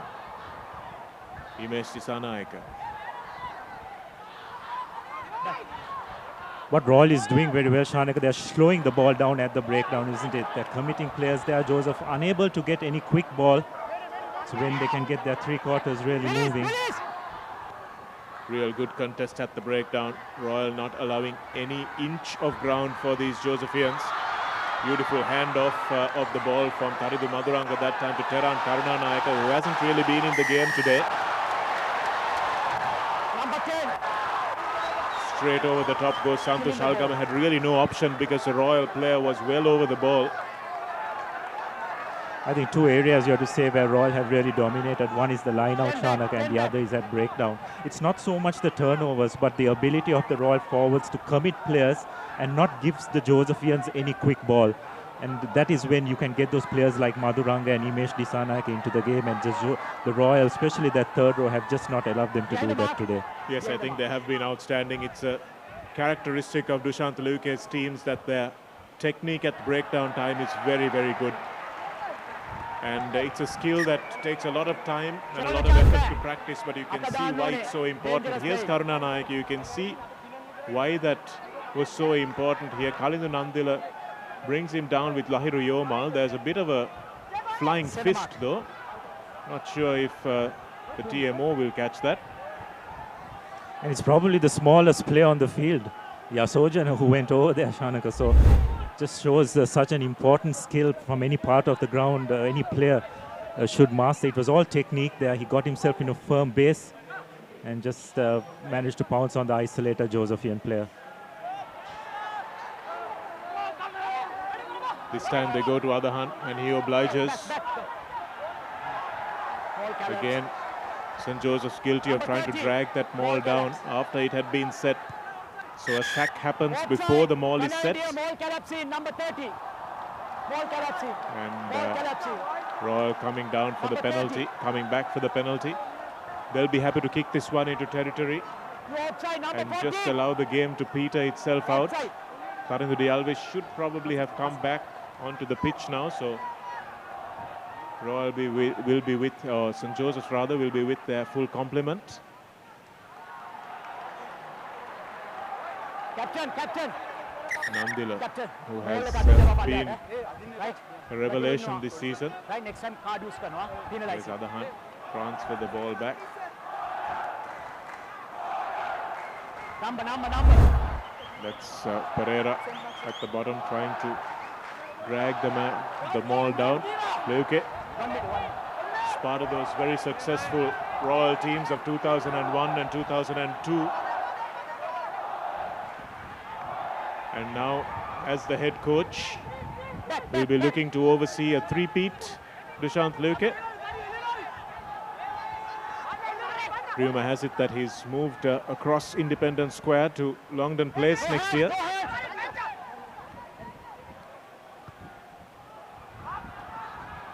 Yasojana with a little chip kick, but he'll just be doing that to try and win territory and waste a bit of time. 10 meter back. It's not sure that whether that was well designed by any stretch, but Algama decides to keep the ball in play. Just Royal need to just take it up, put it up in the air, play the territorial game, but Malaysia Pereira thinks otherwise. Again, a bit of an aimless kick into midfield. Without St. Joseph's will try to run it. Gunawardena bides his time. Looking for but St. Joseph seem to have found an open play. And is it Madhuranga? Wonderful cover tackle. Khalidun Nandula covered a whole lot of ground to get there. And have won the penalty as well. Again, the referee calling the same thing that he did in the first half against the Josephians, who have not learnt from their first error. And Madhuranga's best efforts in vain. 5 minutes to more. Royal need to be really careful on how they use this kicking game. A couple of really poor kicks. First by Asojana to give away the mark and the free kick. And then Malaysia, after getting round the first line of chasers, just hacked the ball into midfield. That penalty was for one of the Josephian players, picking the ball up after he had gone past it in the ruck. Can't reach behind you and pick the ball up once you've gone past it. Don't forget to vote now for the Papare Most Popular Schoolboy Rugby Player 2019. Just log on to ThePapare.com, Schools Rugby, and vote. Okay.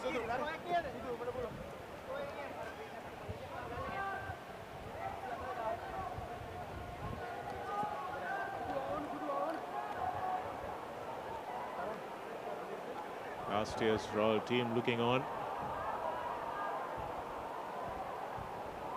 hoping to be the meat in that title sandwich. Tharindu Madhuranga famously left out today of the starting lineup, perhaps with an injury. He seems to be suffering from a cramp there.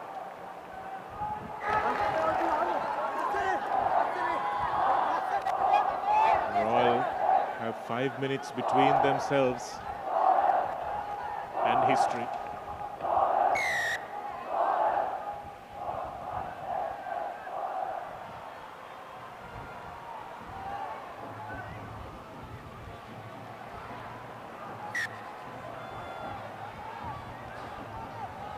So from now on, Royal will just look to try and wind this clock down. The line out has been very solid today, bar a couple of occasions. So you'd have to say they'd probably bring this down and just try and play the clock from this moment onwards, use that driving maul, keep it as tight as possible, because although we keep talking about Royals' 4 tries, there's just yet 1 score in it. So they need to be mindful of that as well. Pavindu Dilshan and Manish Senaratna on the field for St. Joseph's, just to add some fresh legs. Royal have stayed with their original pack. This is where the fitness really tells. Nilfa Ibrahim, coach of St. Joseph's, has coached title-winning teams, but perhaps not this year. Certainly not this year, we'd have to say. Rasha and Gunawardena pickpockets the ball and goes towards the line. Again in that poaching fashion of his.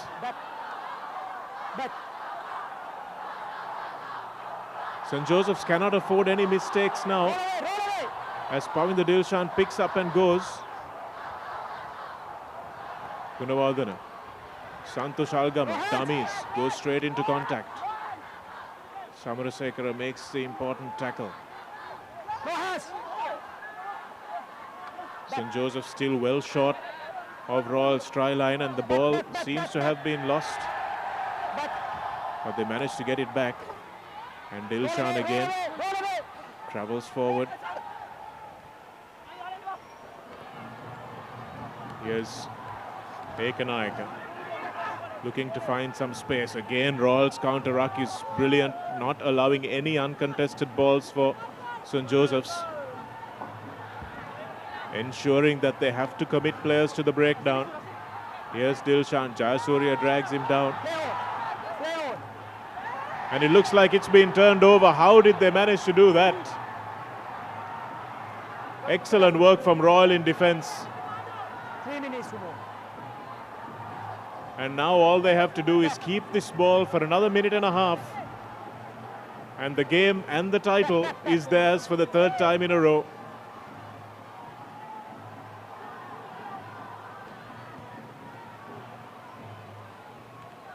Malisha Pereira asked to play at fly half in this, his first start of the season.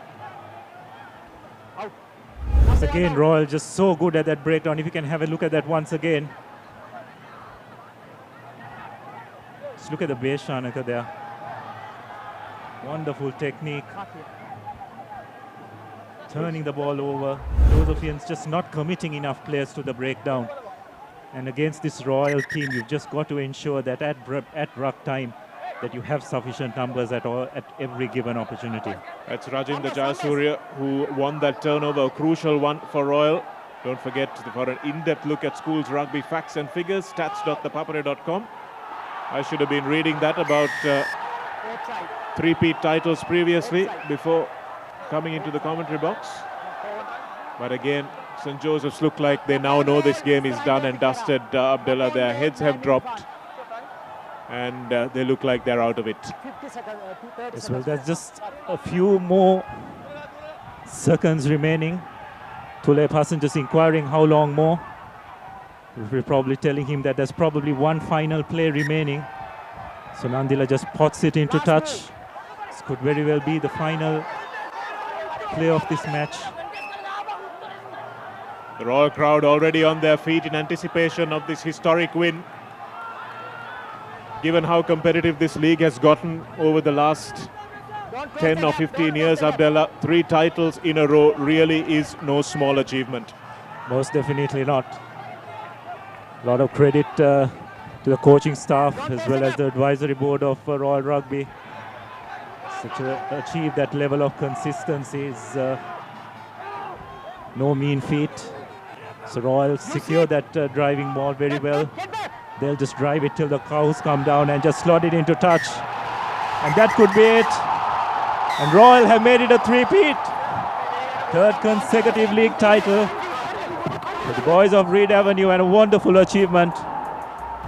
But also, word of commendation to St. Joseph's. For most part of the game, they were out of it, but did very well to be within one score. Fortunately, just at the crucial moments, and not managing to keep their composure. You'd have to look back on that occasion when Tarindu Alves was shown the yellow card, as well as their line out and the breakdown, just letting them down overall in this game. Abdullah, I don't think there's going to be too much debate for our man of the match today. And Ajita Rajeshan for the couple of tries he scored, and also for the manner in which he has contributed to this game, not just with his tries but also with his work rate. I think he will be our clear man of the match today.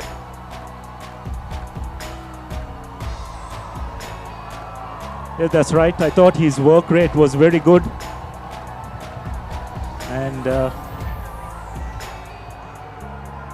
Dushant Leuke carried on the shoulders of the Royal fans, and why shouldn't he be? He's been part of the coaching staff for many of these Royal League wins starting from 2017. 2018 he was the assistant coach or the forwards coach and the strength and conditioning coach as well, and this year he's taken on that full mantle and managed to come up with a league title for Royal for the third time in a row. So he should certainly be carried on the shoulders of the fans and the players as the Royal flag flies proudly, and St. Peter's fans in Bambalapitiya and watching wherever they are across the world spare a thought for them as Sulaib Hassan waves his flag that St. Peter's came so close and by a single point have lost the league.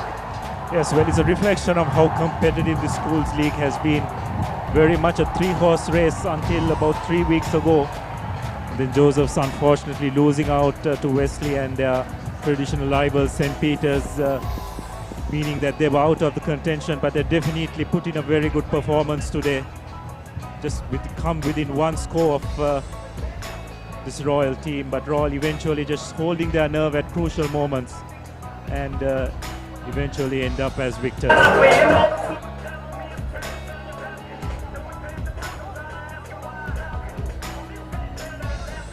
What a game it has been, Abdullah, and as you said, let's not take anything away from St. Joseph's, who made it a nail-biter right up till about the 60th minute or so. They managed to keep Royal out, but unfortunately for them, it was just a mountain too high to climb after they lost their captain. And the Royal crowd looks on in relief as much as pride as they've won this league title. I'm sure many of them may have forgotten that it's the third title in a row, and what a historic occasion and achievement that is.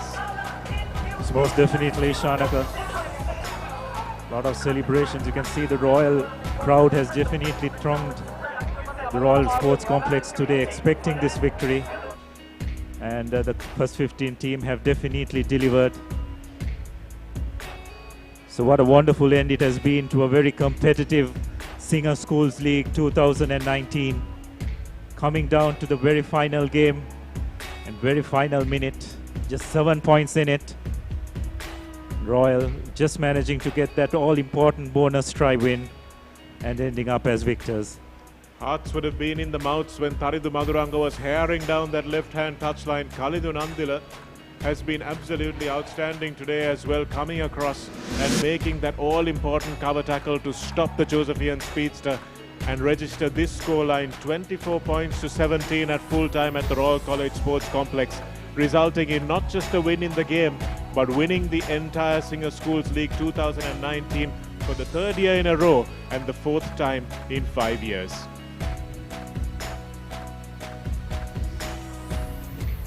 We have some highlights coming up for you. Here's the first try of the second half.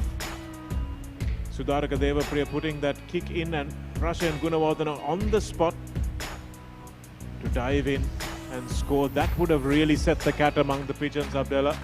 You would have been a little nervous at that point. Yes, most definitely. But Royal eventually striking back with virtually the next kickoff to our man of the match, Achita Radishan, who went over. And then, of course, Royals famed driving maul. The Josephians having no answer to it. Try as they must, the technique was just so very good. And this is the try that pretty much sealed the game in Royals' favour. He managed to just dot the point of the ball down there, Ajit Rajishan, to score the fourth try. That was the important one. And now Royal will celebrate long into the night. That's right, and we see all the spectators who have come onto the field to congratulate the Royal players. And here are the stats from this game. Half-time, 14 points to 10, and at that time St. Joseph's had just tried to come back into the game. They continued to do so in the second half as well, but then Royal pulled away in their familiar fashion, their fitness coming to the fore. 24 points to 17, 4 tries for Royal. That's what they needed at the start of the game, and only 2 tries for the Josephians. Ajit Rajisan, our man of the match. Clear men player of the match. So, Abdullah, this has been a long time coming. Has Royal done a three-peat before, do you remember? Doesn't seem to be, not in the recent, maybe not in the last about 20 or 30 years for sure. That's right, league probably came into effect probably in the mid to late 80s. Memory serves me correct, I can't think of Royal having completed a triple at any stage. So it's probably a first time and a significant achievement as well.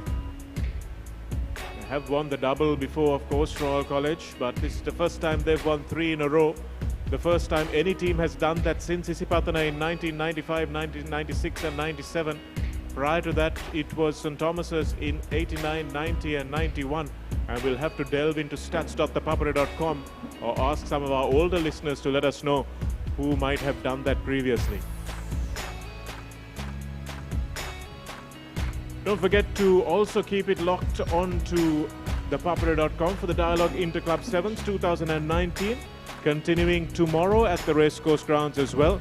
The Club Sevens will get a sneak preview into who's switched jerseys, who might be playing for whom next year, as well as the club season will be upon us before we know it in the next couple of months. And of course, the Rugby World Cup coming up as well. It's been a fantastic year for rugby. There's a lot of rugby to look forward to in the future as well. The Dialogue Interclub Sevens will probably be followed by the Mercantile Sevens, and of course after that the schools inter-school Sevens as well. I think we have Inshaf on ground, and we don't have Inshaf on the ground at the moment. So thanks very much for joining us for what has been a stellar Singer Schools League 2019. Congratulations once again to Royal. Commiserations to St. Peter's, who have been watching this game with bated breath. And of course to St. Joseph's as well, who came in here and really made a match of it before surrendering the title to Royal College. So congratulations once again to the three-peat winners of the Singer Schools League title, Royal College. Congratulations to their captain Tulay Basan and their coaching staff led by Dushant Luke as well. From all of us here at thepapare.com, from Abdullah Yusuf and myself in the commentary box and all of us in the production team, thanks a lot for joining us throughout this Singer Schools League 2019. And it's been our pleasure and privilege to bring it to you. And we'll be back, of course, with a lot more rugby action over the next few weeks. You're watching ThePapare.com.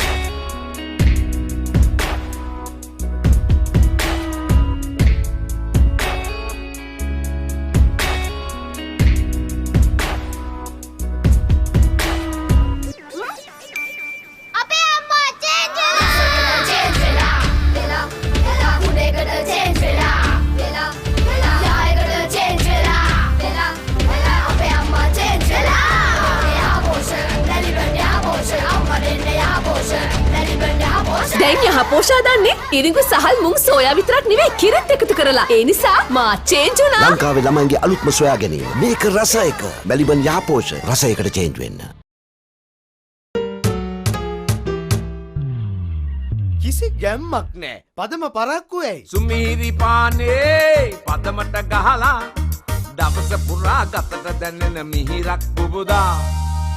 හොඳම මැලිබන්තේ. කහට පදම නියමෙට රස සමග මුසුණා.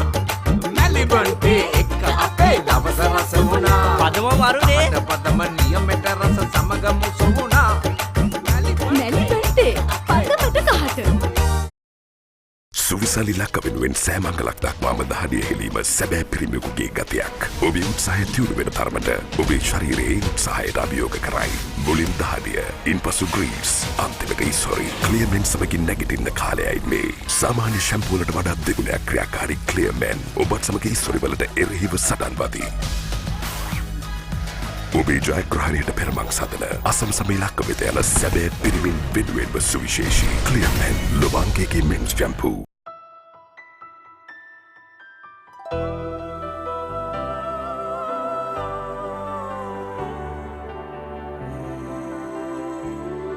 ශ්‍රී ලාංකික සැමගේ තේරීම no limit. When she's special, she's not just a girlfriend. She is your sweetheart. When you feel it, you don't just call it sunshine. You call it warmth. When you reveal your deepest emotions, it's not just art. It's freedom. And when its essence is premium cocoa butter, it's not just chocolate. It's Ravello. Chocolate so special, you call it Ravello. Drift in search of happiness. Fashion inspired by emotion. Glitz, the fashion destination. එහා ගෙදර කුමාරිලගේ ලොකුකම අලුතෙන් ලොකු size එකක් කරා. අපේ එක ඉතින් 32නේ.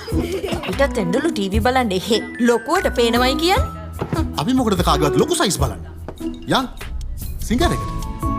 ලොකු සයිස් බලන්න සිංගරේකට එන්න. ලොකු බ්‍රෑන්ඩ්ස් වල ලොකු සයිස් ටීවී දැන් සිංගරේකෙන් ටික ගෙවන්න ගන්න. වසර 3ක වගකීම හා සිංගර් අලෙවියෙන් පසු විශිෂ්ට සේවය. ලොකු සයිස් උනාට ගියේ පොඩි ගානයිනේ. The thrilling Diamond Rugby Club Sevens are back to take over the city of Colombo.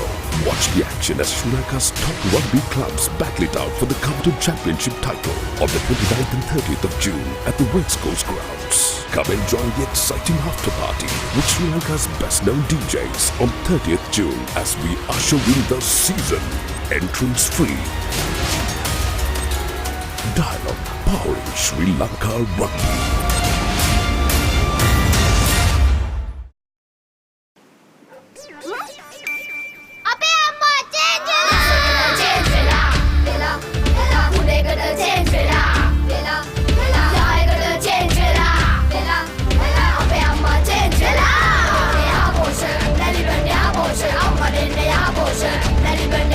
දැන් යහ පෝෂා දන්නේ ඉරිඟු සහල් මුං සෝයා විතරක් නෙවෙයි කිරිත් එකතු කරලා. ඒ නිසා මා චේන්ජ් වුණා. ලංකාවේ ළමයින්ගේ අලුත්ම සොයා ගැනීම. මේක රස එක. මැලිබන් යහපෝෂ රසයකට චේන්ජ් වෙන්න. කිසි ගැම්මක් නෑ. පදම පරක්කු ඇයි? සුමීරි පානේ පදමට ගහලා දවස පුරා ගතට දැනෙන මිහිරක් පුබුදා. හොඳම මැලිබන්තේ. කහට පදම නියමෙට රස සමග මුසුණා. මැලිබන්තේ එක්ක අපේ දවස රස වුණා. පදම වරුනේ. කහට පදම නියමෙට රස සමග මුසුණා. මැලිබන්තේ පදමට කහට.